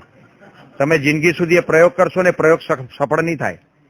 હવે એ બોરસલીના જે બી છે ને એનું ઉપરનું જે ફોતરું હોય, જે પેલા ચચુકાનું આંબલીનો ચચુકો ફોતરું હોય ને, એને ભાગીને થોડું થોડું આમ કસાકથી ટીપીને ફોતરું કાઢી નાખવાનું. અંદરથી વ્હાઈટ કે ક્રીમ કલરના બી નીકળશે. એ 21 દાણા એ બીના લેવાના. 21 દાણા, 21 થી 22મો નહીં. અને એની અંદર 11 દાણા કાળા મરીના ઉમેરવાના, 11 દાણા ફક્ત. અને એને પછી લસોટવાના ખલની અંદર. અને જ્યારે લસોટો ને ખલમાં, તો ખલની નીચે કોઈ કલરિંગ કપડું પાથરો. એનું કારણ કે સહેજ કરચ બહાર ઉડે ને એટલે વ્હાઈટ હોય એટલે તમને ખબર તો પડે. એ કરચ ખલની અંદર પાછી નાખી દો, વેસ્ટ ના જવી જોઈએ. અને એને લસોટશો ને તો સાવ ઝીણું થઈ જશે. પાવડર કરવાનો, પણ પાવડર નહીં થાય. એનું કારણ કે એમાં થોડો ઓઇલનો ભાગ હોય છે, ઓઇલી, એટલે થોડું આમ ચીકણું લુબ્ધી જેવું થશે. એ સવારના પોરમાં 3 જ દિવસ અઠવાડિયાના છે, એમાંથી કોઈ પણ એક દિવસ પસંદ કરવાનો તમારે, સોમવાર, ગુરુવાર કે રવિવાર. આ સિવાય બીજા દિવસે પ્રયોગ કર્યો તો પ્રયોગ ફેલ જશે. અને આ દિવસોમાં પ્રયોગ કર્યો ને તો 100% સક્સેસ જશે પ્રયોગ. 100%. મેં 407 જણને પાઇલ્સ મટાડેલા છે અને એકય ફેલ કેસ નહીં. હમણાં બે રવિવાર પહેલા દારેસલામની અંદર એકને મેં ત્યાં નાઇરોબીથી બી મોકલ્યા. હવે મને પોતાને ડર હતો કે આ માણસને મટશે કે કેમ. એણે એમ કહ્યું કે મને તો બ્લીડિંગ થતું હતું ને બહુ દુખતું, હોસ્પિટલાઇઝ કર્યો, આવું બધું કહ્યું. મેં કોઈ ઓપરેશન કર્યું છે તો કે ના. અને માણસ થોડા ઢીલા હતા ભાઈ. એટલે મેં કહ્યું આ કદાચ પ્રયોગ સરખો કરે ના કરે ને મારે મેં કહું અબજસ લેવાનું થશે. મેં કહ્યું આ 407 જણને મટાડ્યો છે, એમાં મેં કહું આ કેસ મેં કહું ફેલ જશે એવું લાગે છે. પણ તો હિંમત કરીને ભગવાનને પ્રાર્થના કરીને મોકલી આપ્યા અને પૂજામાં સ્વામીને પ્રાર્થના કરી કે આ કેસ ફેલ ના જાય. તો રવિવારે એને આ રવિવાર ગયો ને, એના આગલા રવિવારે અમે નીકળ્યા. એના આગલા રવિવારે અમે મંગળવારે નીકળ્યા અને રવિવારે, તો એ રવિવારે એને પ્રયોગ કર્યો દારેસલામમાં. અને એના શાળા કમલેશભાઈ કરીને ત્યાં માંઝામાં છે. તો મને સાંજને અમે રાત્રે એને 4 વાગે મને ફોન આવ્યો કે મારા બનેવીનો ફોન આવ્યો કે બિલકુલ સારું થઈ ગયું કે એક જ દિવસનો પ્રયોગ સારું થઈ ગયું. મેં કહ્યું ચાલો ગંગા નાયા. મેં કહ્યું આ જે શંકા હતી એ શંકાનું સમાધાન થઈ ગયું મારે. એટલે આ પ્રયોગ એક જ દિવસનો પ્રયોગ. એ નરણા કોઠે એ જે પડીકી મેં લેવાની કહી, મરી 11 દાણા અને 21 દાણા પેલા બોરસલીના બીના, એ લસોટ્યા પછી લીધા પછી 6 કલાક સુધી બેસવાનું નહીં.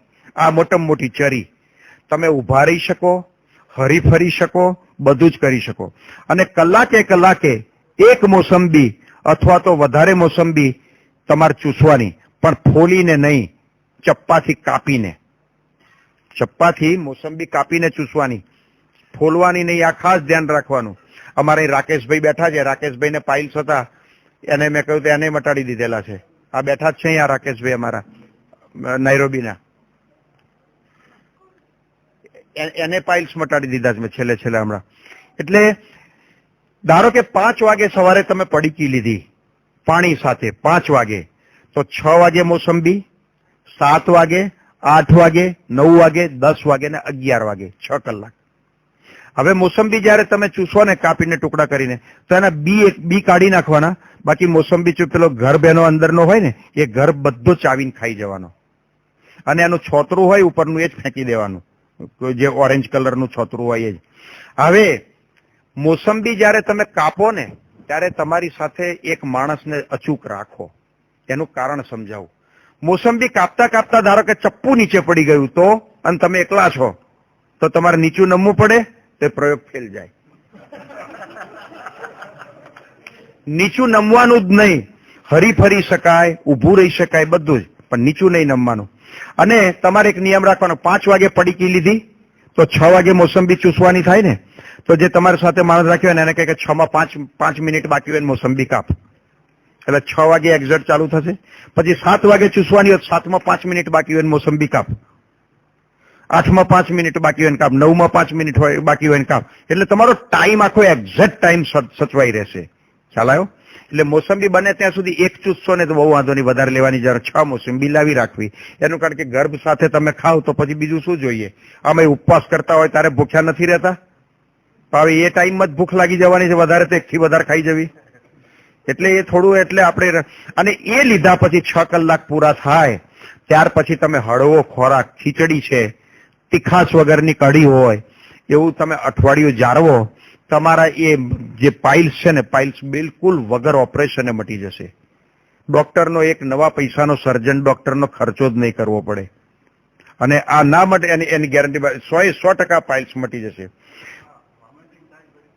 હે કોકને થવાની શક્યતા રહે, પણ આપણે ધીરે ધીરે ચૂસવી. ના ઉલટી થાય એટલે શું કે ઉલટી થાય તો ફરી પ્રયોગ કરવાનો બીજી વખતે.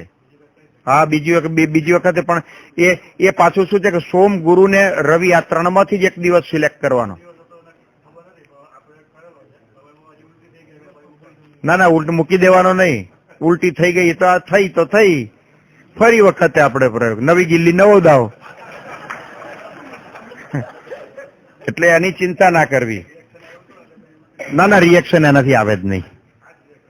એને રિએક્શન જ ના કહેવાય, એ તો આપણી શારીરિક ખામી કહેવાય એને. પછી દૂધીનો જ્યુસ, રસ, દૂધીને નીચોયો હોય ને એ પણ અત્યંત ફાયદાકારક વસ્તુ છે. પ્રેશરમાં પણ મદદ કરે છે અને સારી વસ્તુ છે. અને બીજું સૂંઠ, કે જે આપણા અહીં બેઠા છે ને એ બધાના જીવનમાંથી લગભગ સૂંઠ તો અલવિદા જ વિદાય જ લીધેલી. 12 મહિનામાં એ સૂંઠ છે ને એ 500 ગ્રામ નહીં ખાતા હોય કોઈ. પહેલાના જમાનામાં લોકો શું કહેતા, તારી માએ 1.25 શેર સૂંઠ ખાધી હોય તો આવો. તો 1.25 શેર સૂંઠ તો આપણે 2 વર્ષમાં નથી ખાતા અત્યારે. પણ જમ્યા પહેલા 1 કલાક પહેલા 1 ટેબલ સ્પૂન સૂંઠ પાણી સાથે લઈ લેવી. અને પાવડર ફોર્મમાં કોઈ પણ વસ્તુ લેવી હોય ને તો એની મેં રીત જયુભાઈને બતાવી કેવી રીતે લેવી કે જે સરળતાથી માણસ લઈ શકે. પાણીમાં ઓગાળીને લેવાની જરૂર નથી. એ કેવી રીતે લેવી એ જયુરભાઈને બતાવી છે, એટલે જેને લેવાની જરૂરિયાત પડશે બતાવશે રીત કેવી રીતે લેવી. એટલે ધારો કે બપોરે જમો ને તો બપોરે 1 કલાક પહેલા સૂંઠ લઈ લેવી. રાત્રે જમો તો રાત્રે જમ્યા પહેલા 1 કલાક પહેલા સૂંઠ લઈ લેવી. એનાથી ફાયદો શું થશે કે તમે જમ્યા પછી લો ને તો ખાલી પાચન કરશે. અને જમ્યા પહેલા લો તો એક તો શક્તિવર્ધક છે, અને બીજું કે શરીરની અંદર કાચો આમ ઉત્પન્ન થાય છે. કાચો આમ એને એલોપેથી વાળા ડાયાબિટીસ તરીકે ડિટેક્ટ કરે છે. અને ડાયાબિટીસ છે જ નહીં. ડોક્ટરો રવાડે ચડાવે છે ડાયાબિટીસના નામે. ડાયાબિટીસ છે જ નહીં, કોઈ ગભરાવાની જરૂર નથી. અને જેને રિયલ ડાયાબિટીસ થયો હોય એને આયુર્વેદની અંદર મધુ પ્રમેહ કહેવામાં આવે. એ રાજા મહારાજાઓ જે વિષય ભોગ પહેલા ભોગવતા એમને થતો. અને એ જે ડાયાબિટીસ કોઈને થયો હોય ને એ 6 મહિનાથી વધારે જીવે જ નહીં. અને 6 મહિનાથી વધારે જીવ્યો માણસ તો એને ડાયાબિટીસ જ નથી. એટલે આ ડોક્ટરો તો ખોટા રવાડે ચડાવે છે અને પોતાને જ ખબર નથી કે શું છે. સહેજ કંઈક શું પેલું બ્લડમાં બતાવતો કે ડાયાબિટીસ થઈ ગયો એટલે પેલો માણસ છે ને અડધો ભાંગી પડે. એની પાસે પૈસે ટકે બધી રીતે સુખી હોય ને, ઓહો ડાયાબિટીસ. એને દિવસ દરમિયાન ભગવાન સાંભળતા નહીં હોય એટલો ડાયાબિટીસ યાદ આવે એને સવારથી સાંજ સુધી. અને જેને થયો છે એને અનુભવ હશે. ડોક્ટરે સવારના પરમાં કહ્યું તમને આનંદનો દિવસ હોય સવારમાં અને લગ્ન પ્રસંગ હોય ને કઈ બહુ સરસ, તમને લોટરી બી લાગી ગઈ હોય 50,000ની, કદાચ 50,000 પાઉન્ડની લોટરી કઈ લીધી લાગી ગઈ, તમને અમેરિકાની સિટીઝનશીપની લોટરી લાગી ગઈ ધારો કે, અને સવારમાં કઈ તકલીફ, તમને ડાયાબિટીસ છે. એ લોટરીના આનંદ કરતા એ લોટરીનો આનંદ લૂંટાઈ જશે. તમને આખો દાડો ડાયાબિટીસ યાદ આવશે. સ્મૃતિ અંદર જ રહેશે તમને. આ ના એટલે આ એક વસ્તુ છે, એનાથી ગભરાવાની જરૂર નથી. જમ્યા પહેલા જે 1 કલાક પહેલા જે સૂંઠ લેશે ને એને એ આમ છે ને કાચો આમ એનું પાચન થશે અને ધીરે ધીરે ધીરે ધીરે કરી અને એની અંદર કંટ્રોલ બી આવશે. 2 વખત જમો તો 2 વખત, બપોરે ને રાત્રે જમતા હોય તો બપોરે લેવાની ને રાત્રે પણ લેવાની. 1 ટેબલ સ્પૂન ભરીને, હા પાછી એમાં લાલચ નહીં રાખવાની કે નાની ચમચી જ લઈએ આપણે. 1 ટેબલ સ્પૂન ભરીને લઈ લેવાની. એનું કારણ કે ફાયદાકારક છે સર, એ તાકાતવર્ધક છે. પાછી એ વસ્તુ તાકાતવર્ધક છે. એટલે અમુક ઉંમર થાય પછી જે અશક્તિ ને એવું માણસને રહે છે એ પણ એનાથી લાઈફ ટાઈમ અશક્તિ પણ નહીં રહે. એટલે સૂંઠના ઘણા બધા ફાયદા છે. એટલે એ એક લેવાની ખાસ જરૂર છે. બીજું, અને સૂંઠ પાછી આ જે વાત પિત્ત ને કફ જે કહ્યો ને એને કંટ્રોલ પણ કરે છે. વાત પિત્ત ને કફ ને કંટ્રોલ પણ કરે છે, એ એનો એક ફાયદો. મેં કહ્યું ને, પિત્ત ને કફ વાયુ વધે ઘટે એ રોગ. તો જો બેલેન્સ રાખે તો રોગની કોઈ શક્યતા નથી. એટલે એને બેલેન્સ કરે. બીજું કે જે 35 થી 40 વર્ષની ઉંમર વટાઈ ગયા છે, એને સાંજે 5 થી 6 વાગ્યાની વચ્ચે 5 થી 6 વાગ્યાની વચ્ચે કારા મરીના દાણા, બ્લેક પીપર 4 દાણા ગળી જવાના અને ઉપર પાણી પી જવાનું. તો એક જ્ઞાન ભંજરીની અંદર એવો ઉલ્લેખ કરવામાં આવેલો છે કે આ 4 દાણા જે ગળી જાય એને કોઈ રોગ થતો નથી. એનું કારણ કે ત્રિદોષ શામક છે. ત્રિદોષ શામક છે. ત્રણેય દોષનું સમન કરે. વધઘટ જેની થઈ હોય એને બેલેન્સ કરે. બેલેન્સ કરે એટલે પછી ક્યાં નુકસાની રહી? કોઈ નુકસાની રહી જ નહીં. આપણે કઈ શાકભાજી કે કઈક માપવા જઈએ ત્યારે પેલું બેલેન્સ થાય ને ત્યારે પેલું કાઢીને આપે તમને, પેલું થઈ ગયું. વધારે નીચે નમી ગયું હોય તો કે ઉપર હોય તો નાખે છે ને, એમ ઉપર હોય તો પેલું નાખે છે ને થોડું બેલેન્સ કરવા માટે. તો આ મરી છે ને, જે વધઘટ થઈ હોય ને એને બેલેન્સ કરે છે. એ ફાયદો. હવે ઘણાને એમ થાય કે 5 થી 6 વાગે મરી લેવાનું 40 વર્ષની ઉંમરનાને કહ્યું, તો પછી આ યુવાનો ને બાળકો છે એને માટે શું? તો એને માટે એક જ વસ્તુ છે. આપણી ઋતુ ઇન્ડિયાની કેટલી? શિયાળો, ઉનાળો ને ચોમાસું, 3 ઋતુ પાક્કો. શરીરની આવરદાના ભાગ કેટલા? બાલ્યાવસ્થા, યુવાવસ્થા ને વૃદ્ધાવસ્થા. તો જે બાલ્યાવસ્થા છે એ શિયાળો, યુવાવસ્થા છે એ ઉનાળો, અને જે ચોમાસું છે એ વૃદ્ધાવસ્થા, છેલ્લી અવસ્થા એ વૃદ્ધાવસ્થા. એટલે બાળકો જે હોય ને એને એ મરીના દાણા છે ને સવારના ટાઈમમાં લેવા. સવારમાં 8, 9 ની 10 ની આજુબાજુ સવારના ટાઈમમાં. અને જે યુવાન છે ને, યુવાન હોય એને બપોરે લેવા. અને જે 40 થી ઉપર જે ગયા છેલ્લા ચોમાસામાં એને સાંજને ટાઈમે લેવા. હવે દુનિયા માત્રમાં તમે કોઈ પણ બાળક લાવો, એ બાળકને મોટા ભાગનો રોગ હશે ને આ કફનો જ રોગ હશે. તમે ડોક્ટર પાસે જાઓ ને, બાળકોના નિષ્ણાત, એ કફ ઉપર જ દવા કરે તમારી. એ જાણે કે આને કફ જ થવાનો, કફ જ હોય એને, બીજું હોય નહીં. પણ આ જો મરીના દાણા આપવામાં આવે ને તો પછી એને આ કફ પ્રકૃતિ રહેશે નહીં, અને એને કફ થશે નહીં એટલે ડોક્ટરના ખોટા પૈસા ખર્ચવાની કોઈ જરૂર નહીં રહે. એટલે એ એક ખાસ ધ્યાન કરવાની જરૂર છે. હે, બાળકોએ 4 લે તોય વાંધો નથી, કોઈ નુકસાની નથી એમાં. 2 લે શરૂઆત કરીને ધીરે ધીરે વધારે. અને જો યુવાવસ્થા છે ને એને મોટે ભાગે તમે જો કોઈ વૃદ્ધાવસ્થા વાળા એમ નહીં કે મને એસિડિટી થઈ, કોક જ નીકળે જવલ્લે. એ જે યુવાવસ્થા છે ને ત્યાં જ એસિડિટી ને પ્રોબ્લેમ હોય છે. એનું કારણ કે એને એટલા માટે બપોરે લેવાના, 2 થી 2:30 ના ટાઈમમાં લઈ લે તો એને કોઈ પણ પ્રકારનો પ્રશ્ન ન થાય. બીજું કે જેને હેરિડિટી છે,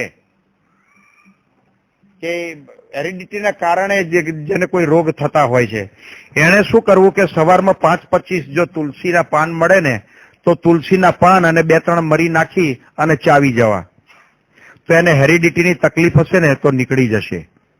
અને તુલસીનો એક મોટામાં મોટો ગુણ શું છે કે ધારો કે કોઈ વસ્તુ મરી ગઈ હોય, નાનું સસલું કે એવું કઈ મરી ગયું હોય, અને તુલસીનું વન જ્યાં હોય ને, પુષ્કળ તુલસી જ્યાં ઉગેલી હોય ને ત્યાં આગળ એને તમે ઉપાડીને મૂકી આવો ને, અને 15 દિવસ પછી તમે જુઓ ને તો એવી ને એવી જ પરિસ્થિતિમાં છે, જાણે તાજું જ મર્યું છે, તાજું જ મરી ગયું છે એવી પરિસ્થિતિમાં છે.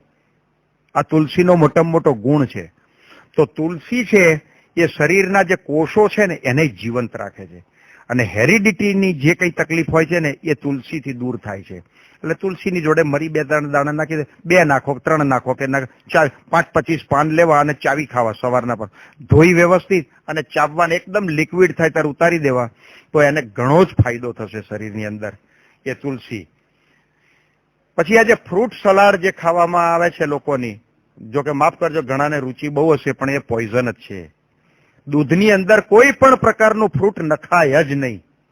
કોઈ પણ પ્રકારનું ફ્રૂટ દૂધની અંદર ના નખાય. અને આપણે જે ખાઈએ છીએ અજ્ઞાનને કારણે ખાતા સારું લાગે છે, આપણને કોઈ ખરાબ અસર દેખાતી નથી, પણ શરીરની અંદર એની ખરાબ અસર થતી જ હોય છે. અને એ અમુક ટાઈમ પછીથી જે બહાર નીકળે છે, ફૂટી નીકળે છે બહાર બીજા રોગ રૂપે અમુક ટાઈમ પછી.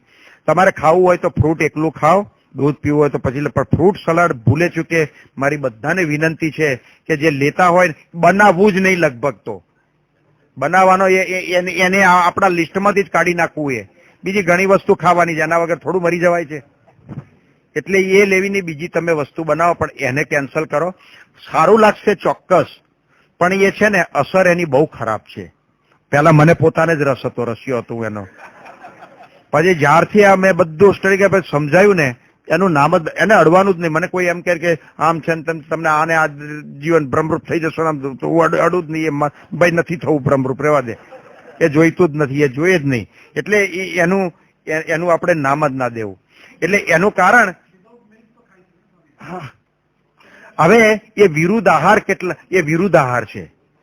દૂધ ને ફ્રૂટ પછી જે મગની ખીચડી ખાતા હોય ને, મગ લેતા, મગ ને દૂધ વિરુદ્ધ આહાર છે. મગ જોડે દૂધ ના લેવાય, એ વિરુદ્ધ. મગ જોડે દહીં લો એનો વાંધો નહીં, પણ દૂધ ના લેવાય. અને બને ત્યાં સુધી જેને દૂધ પીવાની આદત છે ને, એ દૂધ તો છે ને શરીરની પ્રકૃતિ તાસીર ખબર ના હોય ને, તો દૂધ છે ને કફ કરતા છે વસ્તુ. એના કરતા એની છાશ પીવી વધારે ઉત્તમ છે. જેને તંદુરસ્તી સાચવી જ રાખવી હોય ને, એને દૂધ ન લેવું એવું નિષેધ નથી કરતો. જેને પાચન થતું હોય વ્યવસ્થિત રીતે તો લેવું દૂધ. અને પછી આ સૂંઠને એનો પ્રયોગ કરતા રહેશે ને, એને કોઈ પ્રશ્ન પચવામાં આવશે નહીં. એટલે અને બને ત્યાં સુધી જો છાશ વધારે લેવાય ને તો છાશ. હું તો એમ માનું છું કે જે કામ ઉપર જતા હોય ને, સાંજે ખાતા હોય ને એવું હોય ને, એને પેલો આપણે થર્મોસ હોય ને, એની અંદર મોટું થર્મોસ હોય ને, પાણીને બદલે છાશ જ પીવી. પાણી પીવાની જરૂર પડે ને તો થોડી થોડી કાઢવી, એક સાથે થોડી થોડી કાઢવીને પીધે રાખવી. એ પાચન થશે, શરીરમાં ફાયદો બી કરશે. એકલી છાશ ઉપર રહેવા વાળા માણસો છે ને મેં જોયા. હું પોતે 6 મહિના એકલી છાશ ઉપર મેં પ્રયોગ કરેલો છે, તો મને કોઈ વાંધો આવ્યો નથી. અને એકલા મગ ઉપર, બાફેલા મગ, વઘાર નહીં, મીઠું નહીં, મરચું નહીં, કશું જ નહીં, મગ ને છાશ. હું 3 વર્ષ રહેલો છું મગ ને છાશ ઉપર. પણ તે વખતે હું અમદાવાદ મંદિરમાં પ્રદક્ષિણા ફરું ને, તો પેલા રોટલી ને દાળ ભાત ને ખીચડી કડી ખાવા વાળા મારી સાથે ફરી નતા શકતા પ્રદક્ષિણા. તો મને વાંધો આવ્યો નથી. અમદાવાદની અંદર એક ડોક્ટર છે, ઘણા બધાએ નામ સાંભળ્યો છે, તેજસ પટેલ, કાર્ડિયોલોજીસ્ટ. એનો વર્લ્ડમાં ફર્સ્ટ નંબર છે તેજસ પટેલનો, એન્જિયોગ્રાફી એન્જિયોપ્લાસ્ટમાં. એનું કારણ કે રેડિયલ એન્જિયોગ્રાફી કરે છે, કોઈ કરી નથી શકતું. અને અમેરિકામાંથી, રશિયાથી, જાપાનથી, કોરિયાથી એની પાસે ટ્રેનિંગ માટે બધા લોટ માણસો આવે છે. અને વર્લ્ડમાં એનો ફર્સ્ટ નંબર છે. અને હ્યુસ્ટનની અંદર પટેલ બ્રાન્ડના એના બલૂન બને છે, જે પેલા એન્જિયોપ્લાસ્ટમાં વાપરે છે એની બ્રાન્ડ. અને જેણે આની શોધ કરેલી ને, એમાં સુધારા વધારા આણે કરાવેલા. અને એના ફાધર છે ડોક્ટર મધુભાઈ, એમડી થયેલા છે. એ મંદિરે સવારે આવે છે, 8 થી 9 કથા પૂરી થાય એટલે સીધા ત્યાં ઠાકોરજી આગળ જતા રહે. અને ઠાકોરજી આગળ પ્રદક્ષિણા ફરે, દંડવત કરે, માળા ફેરવે 12 સાડા 12 સુધી, અને પછી ઘેર જાય. તો એમનો ખોરાક શું છે? સવારમાં થોડું નાનો માપનો ગ્લાસ છે, એ દૂધ લે, ખાલી થોડું. બપોરે એકલા બાફેલા મગ, કશું જ નહીં બીજું જોડે, શાક બાક કશું નહીં. અને સાંજે એકલું બાફેલું સુરણ. આ ખાય છે ને તો બીજા બધા કરતા ટટાર બેસે છે ત્યાં. અને હવે કોઈને એક પ્રશ્ન એ થાય કે આપણે આટલું જ ખાઈએ તો પછી શરીરમાં પોષણ કેવી રીતે મળે? વિટામિન છે, આ છે, તે જે કેવી રીતે મળે? આપણે જે કઈ ખાય, તમે એકલા મગ ખાવ ને, એકલા મગ, કહેવાય છે મગ લાવે પગ, એકલા મગ તમે ખાવ ને, અને જો એ પાચન થઈ જાય ને, પાચન, તો શરીરની અંદર જે જે જરૂરિયાતો છે ને એ બધું લીવર બનાવે છે. લીવર 200 આઈટમો બનાવે છે. એ બનાવવાનું કામ લીવરનું છે. એટલે તમારે ઉપરથી નાખવાની જરૂર જ નથી કોઈ. આપણે તો અજ્ઞાનમાં નાખતા હોઈએ છીએ બધું, એટલે નાખવાની કોઈ જરૂર જ નથી. અને જો કદાચ જરૂર પડતી હોય તો પેલો મજૂર મેં કહ્યું ને કે રોટલો અને મરચું ખાય છે, તો એને આ બધું ક્યાંથી મળી રહે છે? એને પાચન થઈ જાય છે, એમાંથી બધું જ બને છે. એને બ્લડ બને છે, આ છે, તે બધી જ વસ્તુ થાય છે. એટલે ઉપરથી એને નાખવાની કોઈ પણ પ્રકારની જરૂર નથી.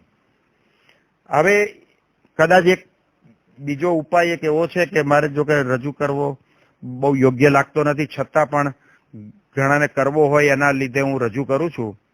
એ છે શિવાંબુ પ્રયોગ. શિવાંબુ એટલે પોતાનો પેશાબ, શિવાંબુ પ્રયોગ. અને આ વસ્તુ શાસ્ત્રોક્ત વસ્તુ છે. શિવજીએ પાર્વતીને સંબોધીને 107 શ્લોકથી ડામરતંત્ર ગ્રંથની અંદર આનો ઉલ્લેખ કરેલો છે. શિવજીએ પોતે અને છેલ્લા 107મા શ્લોકની અંદર કહેલું છે, હે પાર્વતી, આ જે મેં તને આ જ્ઞાન આપ્યું શિવાંબોનું, એ જેને ને તેને કહેવાનું નથી, ગુપ્ત રાખવાનું છે. જો ગુપ્ત રાખવાનું છે એટલે છુપાવી રાખવાનું છે, નક્કી થઈ ગયું. પણ પાછું એને શું કહ્યું કે જેને ને તેને કહેવાનું નથી, એટલે કોઈકને તો કહેવાનું છે, બધાને કહેવાનું નથી એવું નથી કે જેને ને તેને કહેવાનું નથી. એટલે કોઈક પાત્રને તો કહેવાની જરૂર છે. એનું કારણ એવું છે કે કોઈ ગામમાં પ્રતિષ્ઠિત માણસ હોય અને આ પ્રયોગ કરે ને, કોઈ હલકું પાત્ર હોય ને તો જાણે ને તેની ફજેતી કરે બારે કે આ તો આમ કરે છે ને આ તો તેમ કરે છે, એટલા માટે. પણ જેને આ પગના પ્રોબ્લેમ છે, આર્થરાઇટિસ છે, એ શું કરે, જો ધ્યાન રાખીને સાંભળજો. 4 બોટલો જે આપણે પેલી પાણીની બોટલો આવે છે ને, એ 4 બોટલો રાખે જુદી. પહેલા દિવસનો પેશાબ એની અંદર ભરી લે, એને નંબર 1 નામ આપી દે. બીજા દિવસનો ભરી લે, એને નંબર 2 નામ આપી, અને ત્રીજા દિવસનો ભરી દે, એને નંબર 3 નામ આપે. અને 1 બોટલ રહી એક્સ્ટ્રા ખાલી. હવે જયારે તમે પહેલા દિવસનો વાપરો ત્યારે પહેલા દિવસ સવારથી જે હોય એ ભરવા તો જોઈએ ને, એટલે પેલી એક્સ્ટ્રા બોટલ હોય એની અંદર ભરવાનો. અને દિવસ દરમિયાન જે પેલી બોટલ પહેલા નંબર 1 નંબરની બોટલમાં જે ભર્યો હોય ને, એને કાઢી તપેલીની અંદર ને થોડો ગરમ કરવાનો. ગરમ કર્યા પછી એને જે જગ્યાએ તમને દુખાવો હોય એ જગ્યાએ તમારે એ કપડું લઈને આમ લગાવીને પછી એનું માલિશ કરવાનું. તો અમુક ટાઈમ પછી તે દુખાવો ગાયબ થઈ જશે. અને એ પછી જેને આંખના પ્રોબ્લેમ છે એને શું કરવાનું કે સવારનો પહેલો હોય ને, પહેલી થોડી ધાર જવા દેવાની, અને પછી બીજો વાડકીમાં કે એમાં ઝીલી લેવાનો, અને પછી આપણે પૂજા કરતા હોય એમાં પાણીની પેલી બોટલ હોય છે ને ટોટી, એની અંદર ભરી લેવાનો. 2 ટીપા આંખની અંદર જો પાડશે ને, આનાથી ઉત્તમ દવા આ પૃથ્વી ઉપર બીજી કોઈ છે જ નહીં. યલોપેથી વાળા ને કે પેલા બધા દવાઓ વાળા બધી બનાવે છે ને, આનાથી ઉત્તમ દવા કોઈ નથી. આંખનો લકવો એક જણને થયેલો, ઘણા બધા ઓળખતા હશે કદાચ, લંડનમાં એક રમેશ બ્રો ને સુરેશ બ્રો છે, 2 ભાઈઓ, જોડિયા ભાઈઓ. એમાં એક ભાઈને આંખનો લકવો થયેલો. હવે લગભગ ઘણા બધા પૈસા ખર્ચ્યા પણ એ કઈ એને મટ્યું નહીં એનાથી. પછી એને શ્રીહરિ સ્વામી મેં ઈલાજ બતાવ્યો કે તમે આ પ્રમાણે માલિશ કરવાનું રાખો. ત્યાં આગળ માલિશ કરી તો ડોક્ટરોને પૈસા ખર્ચવાથી ના બટ્યું, એને સારું થઈ ગયું. ડોક્ટરે એને કહી દીધેલું કે હવે તમારે આમાં સારું નહીં થાય. થોડા પૈસા લૂંટ્યા પછી કહ્યું કે હવે આમાં કોઈ ફેરફાર થાય એવો નથી, અને એને સારું થઈ ગયું. એટલે એ એક જેને ઠીક લાગે એને કરે, ના ઠીક લાગે એને આપણે પાછું લઈ લઈએ છીએ, એનો વાંધો નથી બહુ. પણ આ જે દુખાવા છે કે આ છે તે છે, તે ગરમ કરીને મેં કહ્યું એ જગ્યાએ કરવાની રાખશે માલિશ, તો એને 100% નહીં પણ 1000% એને સારું થઈ જશે. એટલે કોઈ બીજા ખોટા પૈસા ખર્ચવાની જરૂર નથી.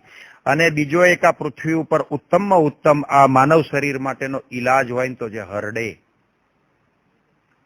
હરડે એ લીધા પછી રેચ લાગે છે, પણ એ રેચની દવા નથી. હરડે તમે આજે લેવાની ચાલુ કરો તો 100 દિવસે તમારા આંતરડા કાચ જેવા ચોખ્ખા કરે, 100 દિવસે. અને ત્યાર પછી જે હરડેનો ઉપયોગ ચાલુ રહે ને, એ માંસની શુદ્ધિ, એટલે માંસને લગતા કોઈ પણ રોગ હોય માટે, હાડકાની શુદ્ધિ, હાડકાને લગતા રોગો હોય માટે, અને નાડીઓની શુદ્ધિ, તો નાડીઓને લગતું. તો પછી રહ્યું બાકી શું? આખું શરીર તમારું માથાથી માંડીને પગના અંગૂઠા સુધી ઉટકીને સાફ કરી નાખે, એકદમ ચોખ્ખું. અત્યારે કોઈ પણ વ્યક્તિ બેઠી જ હોય ને અને સવારમાં સંડાસ જઈને આવે ને અને એમ કે બસ આવે નથી જવાય એવું એકદમ થાય, અને એને હરડે આપો ને અને પછી બેસે ને ટપ ભરાઈ જશે સંડાસ, બેસશે એવો જ. એટલે હરડે આ આંતરડાની અંદર પડેલું જ છે, નથી પડેલું એમ નહીં, પડેલું જ છે આંતરડાની અંદર, દરેકના આંતરડામાં પડેલું. કોઈ કંઈક મને કબજિયાત નથી એટલે સંડાસ તમે જાઓ ને સંડાસ ઉતરે એટલે કબજિયાત નથી એવું ના કહી શકાય. સંડાસ ઉતરે તો પણ કબજિયાત હોય તમને, એટલે કબજિયાત તમને ખબર પડે એવી ને. અને 1000 જે બધા દર્દો ઉભા થાય છે કબજિયાતમાંથી થાય છે, અને કબજિયાતને તોડી નાખે છે આ હરડે. એટલે હરડે છે ને જીવન બક્ષનારી વસ્તુ છે. શરીરની અંદર જે કોષો છે ને એ કોષો નહીં મરવા દેવા વાળી વસ્તુ છે હરડે. અને એક માણસને હરડે લેવી હોય 12 મહિના તો ઇન્ડિયન રૂપીઝ 1250 રૂપિયાની હરડે 12 મહિના ચાલે માણસને. તમારે ડોક્ટર પાસે જવાની કોઈ પ્રશ્ન જ ના રહે. અને હરડે એ જેવી રીતે બીડીનો બંધાણી હોય, દારૂનો બંધાણી હોય, તો આપણે ખાવાના બંધાણી નથી, બપોરે જોઈએ ને રાત્રે જોઈએ, એમ એને એનું બંધાણ કરી દેવું. એ બંધાણ તમારું જીવન ટકાવવા માટેનું બંધાણ છે. હરડે છે ને જીવન બક્ષનારી વસ્તુ છે હરડે. એટલે હરડે તો નાના મોટા દરેકે લેવી જોઈએ. અને બાળક જન્મે ને તો એવું કહેવામાં આવે છે કે બાળક જન્મે ને તરત એની માતા એક્સપાયર થઈ જાય, એની મધર, અને એને હરડે પાવાની રાખે તો એ બાળક એની માતા જીવતી હોય ને અને જેટલું ધ્યાન ના રાખે ને એના કરતા 1000 ગણું ધ્યાન હરડે રાખે. એ બાળકને માદું જ ના પડવા દે. હરડે માદું જ ના પડે. તો નાનું જન્મે ને બાળક, એને કદાચ 1 મહિનો થાય પછી એને શું કરવું જોઈએ કે એક ચપટી હરડે ટીસ્પૂન પાણીની અંદર પલાળીને પાવી જોઈએ. તો 15 દિવસે પાય, આમ નાક દબાવીને પછી એને પાઈ દે એટલે ઉતરી જાય, નહીં તો પાછું બહાર કાઢી નાખે. તો એવી રીતે, અને પછી મહિનો તો પછી બીજા મહિને બીજી ચપટી ઉમેરવી. એમ કરતા કરતા થોડી ઉમેરતી જવી. અને લગભગ વર્ષનું કે 1.25 વર્ષનું 1.5 વર્ષનું થાય તો 1 ટીસ્પૂન જેટલો એને લેવલ આવી ગયું હોય એને દરરોજ આપવી તો ડોક્ટરનો એક નવા પૈસાનો ખર્ચો કરવો નહીં પડે. અને એનો શરીરનો જે બાંધો છે ને એ બાંધો એકદમ મજબૂત થશે. શરીરનો બાંધો મજબૂત થશે પહેલેથી જ. એટલે એને લાઈફ ટાઈમ સુધી આપણે કોઈ મકાન બનાવીએ અને મકાનનો પાયો મજબૂત હોય તો પછી મકાન ઉપર તમે ગમે તેટલા માળ ખેંચો, વાંધો આવે? પેલું મકાન અહીંયા આગળ જે બને છે કેટલા માળનું બનવાનું છે? 200 માળનું. એનું ફાઉન્ડેશન કેટલું મજબૂત? આપણે આ મકાન છે એના જેટલું ફાઉન્ડેશન હશે એનું? મોટું છે ને. તો આ હરડે છે ને એ આપણે માનવ શરીર જે છે ને એનો જે પાયો હોય બાળક, એ પાયો મજબૂત કરે છે, સોલિડ કરે છે પાયો. એટલે પછી એની ઇમારત વધતી જાય ને, શરીર ઇમારત એટલે આ શરીર પછી થોડું મોટું થતું, પેલું મકાન વધતું જાય છે, ચણતા જઈએ એમ શરીર થોડું મોટું થતું જાય છે. એને કોઈ તકલીફ નહીં આવે જિંદગીમાં. એટલે હરડે તો દરેક માણસે ખાસ એની ભયબંધી રાખવી જોઈએ. એનું વ્યસન જ પાડી દો હરડેનું. જેવું સવાર નરણા કોઠે, એના માટે કહેવાય છે ઓકી દાંતણ જે કરે નરણા હરડે ખાય, દૂધે વાળું જે કરે એ ઘેર વૈદ ન જાય. નરણા કોઠે જે હરડે લે ને સુવર્ણ સમાન અસર કરે છે.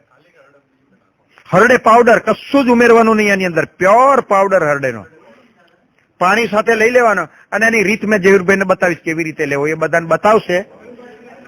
ઘણા શું કહે પાણીમાં ઓગાળીને લે, પાણીમાં ઓગાળીને લે. ના ઉકાળવાની કઈ જરૂર નહીં. પાણીમાં ઓગાળીને ઘણા લેતા હોય છે, પણ એ ગ્લાસમાં ચોટી રહીને એનો સ્વાદ, આ તો એક જ ઘૂંટડે ઉતરી જાય એવી રીત બતાવી છે મેં એમને.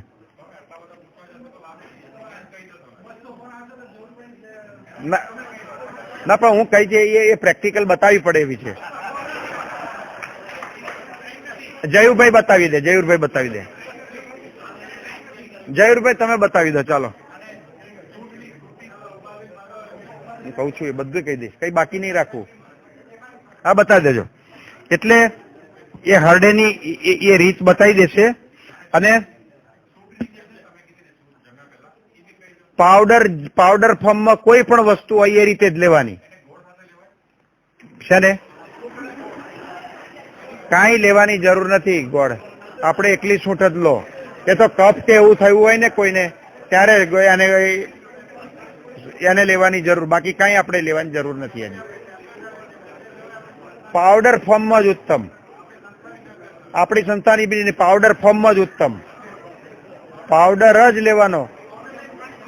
ટેબ્લેટ તો કોઈ વરી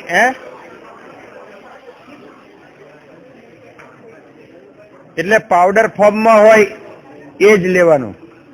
પછી બીજો ઈલાજ કે ઘણાને આ ખભો બબો પકડાઈ ગયો, ફ્રોઝન શોલ્ડર, હવે એ નવાઈ લાગશે.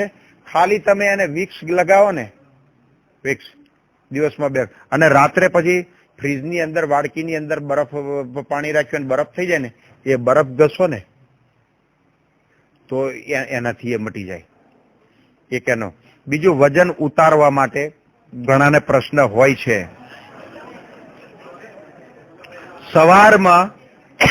સવારમાં નરણા કોઠે પેલો 300 ml પેલો ગ્લાસ આવે ને મોટો ગ્લાસ, એ મોટો ગ્લાસ ગરમ પાણી થોડું ગરમ કરવાનું, બહુ એટલું બધું ગરમ કરવાની જરૂર નહીં.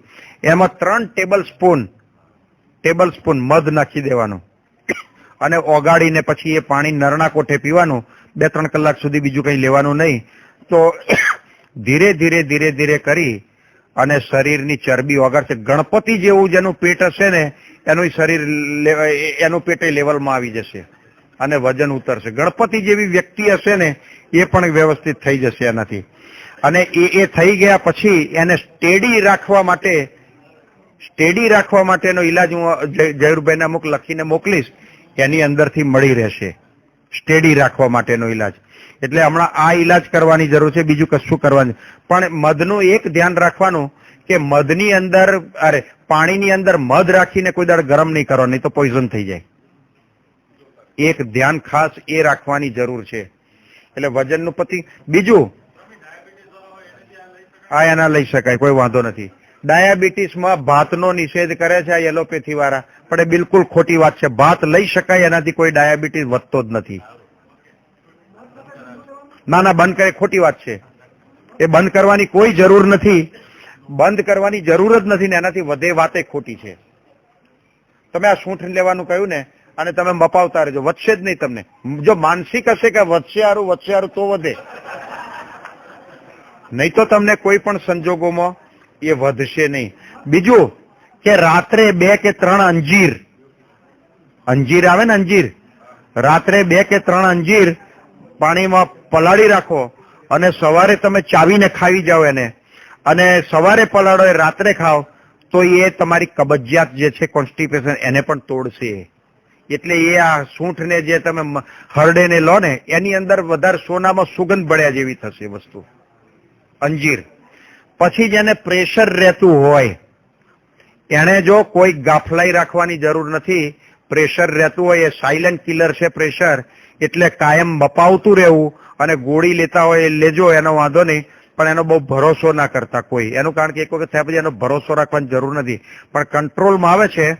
25 દાણા કાળી દ્રાક્ષના, સૂકી કાળી દ્રાક્ષ, 25 દાણા 1 કપ પાણીની અંદર એ દ્રાક્ષ ધોઈ અને તમે પલાળી રાખો અને સવારે પછી હલાવીને પાણી પી જવાનું અને દ્રાક્ષ ચાવીને ખાઈ જવાની. રાત્રે પલાળો એ સવારે ને સવારે પલાળો એ રાત્રે. તો બ્લડ છે ને લોહીની પણ શુદ્ધિ કરશે અને પ્રેશરને પણ કંટ્રોલમાં રાખશે. અને જે સૂંઠ મેં કહીને જમ્યા પહેલા 1 કલાક, એ પણ આની અંદર સોનામાં સુગંધ બળવા જેવું થશે અને કંટ્રોલ કરવામાં એક ખાસ મદદ કરશે. બીજી એક વસ્તુ છે કે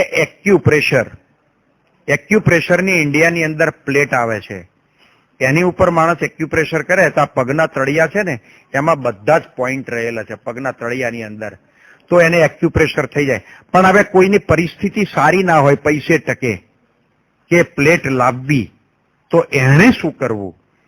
તો એણે શું કરવું કે 2 બાય 2 ની લાકડાની ફ્રેમ બનાવી દેવી. 4 ઇંચ બાય 2 ઇંચનું લાકડું લઈ અને 4 ઇંચ હાઈટ આમ ઉભી રહે લાકડાની ફ્રેમ બનાવી દેવી 2 બાય 2 ફૂટની, અને નીચે કંઈક કવર કરી દેવું. અને એની અંદર જે પેલી કપચી આવે ને આ કન્સ્ટ્રક્શનમાં વપરાય એ કપચી જેની એની અંદર નાખીને ભરી દેવી અને ખૂણામાં એક જગ્યાએ ઘર ઉપર રાખી અને પછી આમ સ્ટેપ એની ઉપર 2 મિનિટ કે 3 મિનિટ સુધી કરો સવાર ને સાંજે ભૂખ્યા પેટે. તો આ પગના પોઈન્ટ છે ને એ બધા પોઈન્ટ આપણને એક્યુપ્રેશર તો જેને ખબર હોય એને ખબર હોય, જેને નથી ખબર અને એને શું ખબર પડે કયું પોઈન્ટ દબાવવું? તો ઓટોમેટિક પગના જે પોઈન્ટ છે ને એ બધા દબાશે અને નાના નાના પ્રોબ્લેમ હશે ને એને સોલ્વ થઈ જશે આ વગર પૈસે. એક ખાલી એ ફ્રેમ બનાવીને કપચી નાખવી એટલી, અને દિવાલ આગળ કોઈ જગ્યાએ રાખવી. કોઈ ઉંમરલાયક વ્યક્તિ હોય તો દિવાલનો ટેકો લઈ, કોઈનો ટેકો લઈને ત્યાં આગળ દિવાલનો ટેકો લઈને ત્યાં આગળ પગ છે ને આપણે પાછળ ઊભા થઈને બેન્ડ વારીએ ને એટલો તમે ઊભા થાવ. હવે પગ વારો તમે પાછળ એક, બસ આ વારેલો રાખો, આટલો ઊંચો થવો જોઈએ પગ. આમ લોક થઈ ગયો, હવે એથી વધારે ઊંચો નહીં થાય તો મૂકો નીચે. 1, પછી આ બીજો, નહીં બીજો પગ 2, આવી રીતે 300 સુધી ગણવાનું.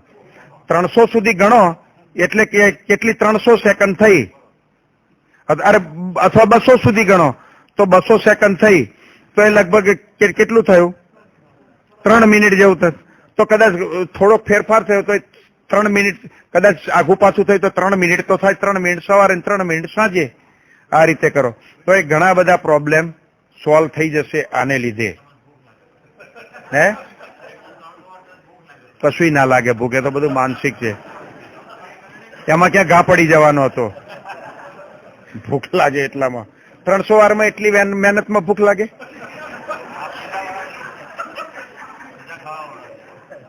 બીજું કે જે મેં પેલું જે કહ્યું યુરિન થેરાપીનું જે કહ્યું માલિશ માટે, એ માલિશ કરતા હોય ને ત્યારે સાબુ ન વાપરે, એટલું ધ્યાન રાખે. સાબુથી નાવું નહીં, માલિશ કરતા હોય એ વખતે.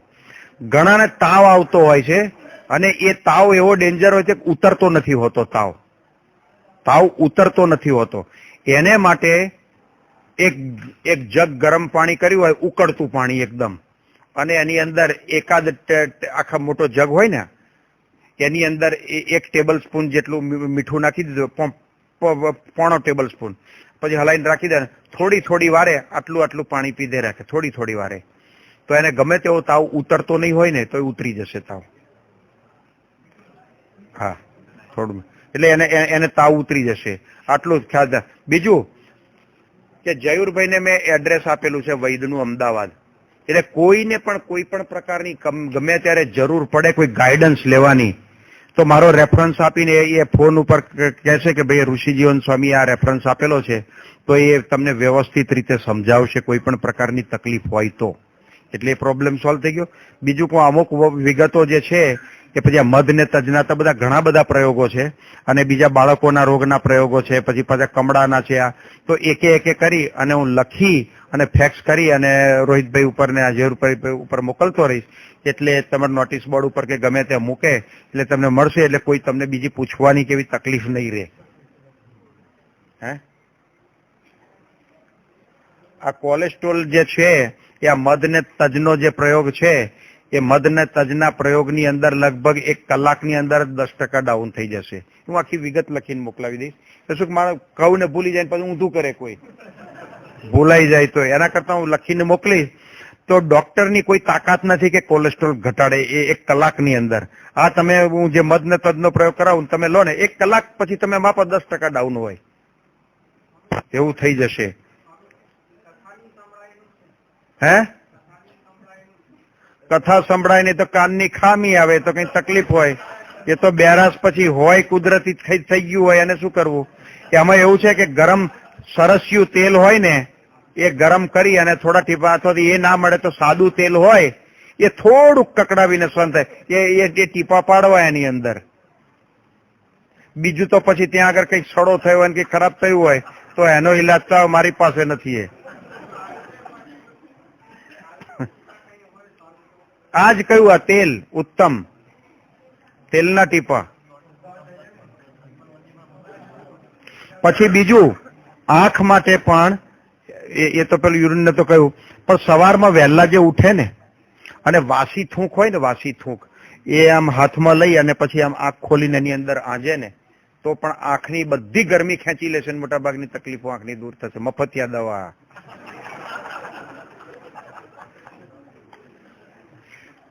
આટલું હવે ટાઈમ ઘણો થયો છે, એટલે આપણે વિરામ આપીએ. અને હવે કઈ પ્રશ્ન હોય બધું આ લોકોને લખીને મોકલીશ એટલે તમને ગાઈડન્સ મળશે. અને તેમ છતાં બી કોઈને કોઈ પ્રોબ્લેમ હોય તો વૈદનું એડ્રેસ આપેલું છે, ફોન નંબર બી આપેલા છે, એટલે એને ફોન કરશે નામ દઈને એટલે એને બધું ગાઈડન્સ મળી રહેશે. વિષ્ણુભાઈ વૈદ. હે, કોની? ના બુક શેની હોય એને? વૈદો બધા બુક બહાર પાડે એવું થોડું છે.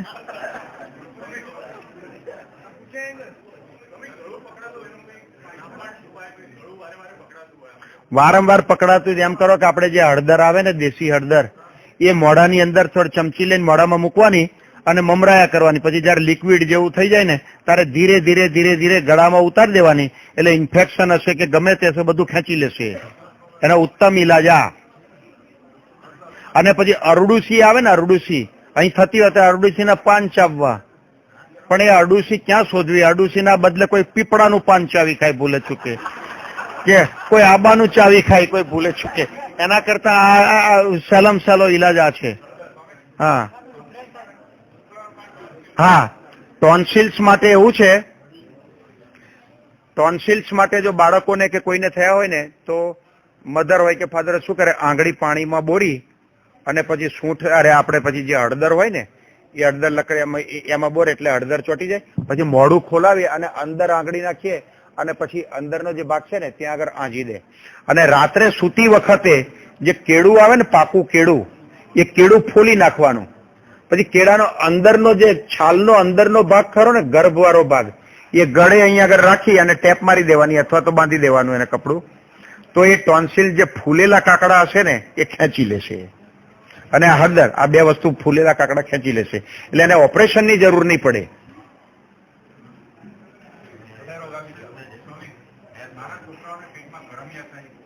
કરમિયા બરમિયા બધું આ હરડેથી જતું રહેશે. 1000 રોગ એક દવા. હે વાર માટે શું?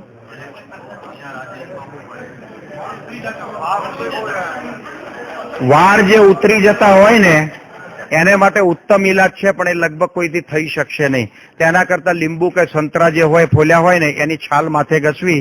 નહીં તો એવું કહેવાય છે, જ્ઞાન બંજરી નામનો આયુર્વેદનો એક ગ્રંથ છે, એની અંદર લખે છે કે હાથી દાંતની ભસ્મ હથેરીમાં ઘસે તો હથેરીમાં વાળ ઉગે. તો પછી ટાલમાં તો ઉગે, એમાં શું કહેવું?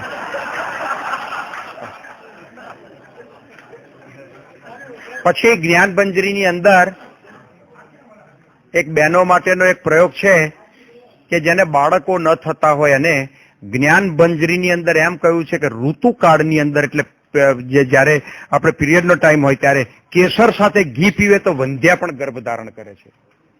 આ ઉલ્લેખ કરેલો છે એની અંદર. વંધ્યા પણ ગર્ભ ધારણ કરે છે. ચાલો, શ્રી સ્વામિનારાયણ ભગવાન.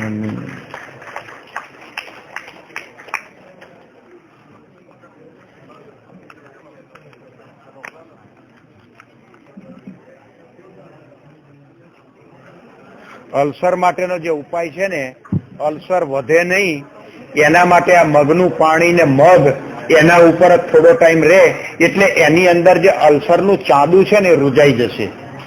અને આ છાસ ને મગનું પાણી એનો મારો વધારે રાખે તો એને કોઈ ઓપરેશન કે એવું કરવાની જરૂર નહીં પડે. અને મગ કે એવું ખાય કે અંદરના ભાગમાં કઈ છોલાય નહીં, બરાબર. અને તેમ છતાં કઈ પ્રોબ્લેમ લાગે તો પેલું વૈદ્યનું એડ્રેસ આપી દો, મારો રેફરન્સ આપીને પૂછી લે એને. અને એ જે વૈદ્ય છે ને એ જે કોઈ ઇન્ડિયા જાય ને અચૂક એનો લાભ લે. એનું કારણ કે વૈદ્ય છે ને દર્શન ચિકિત્સક છે.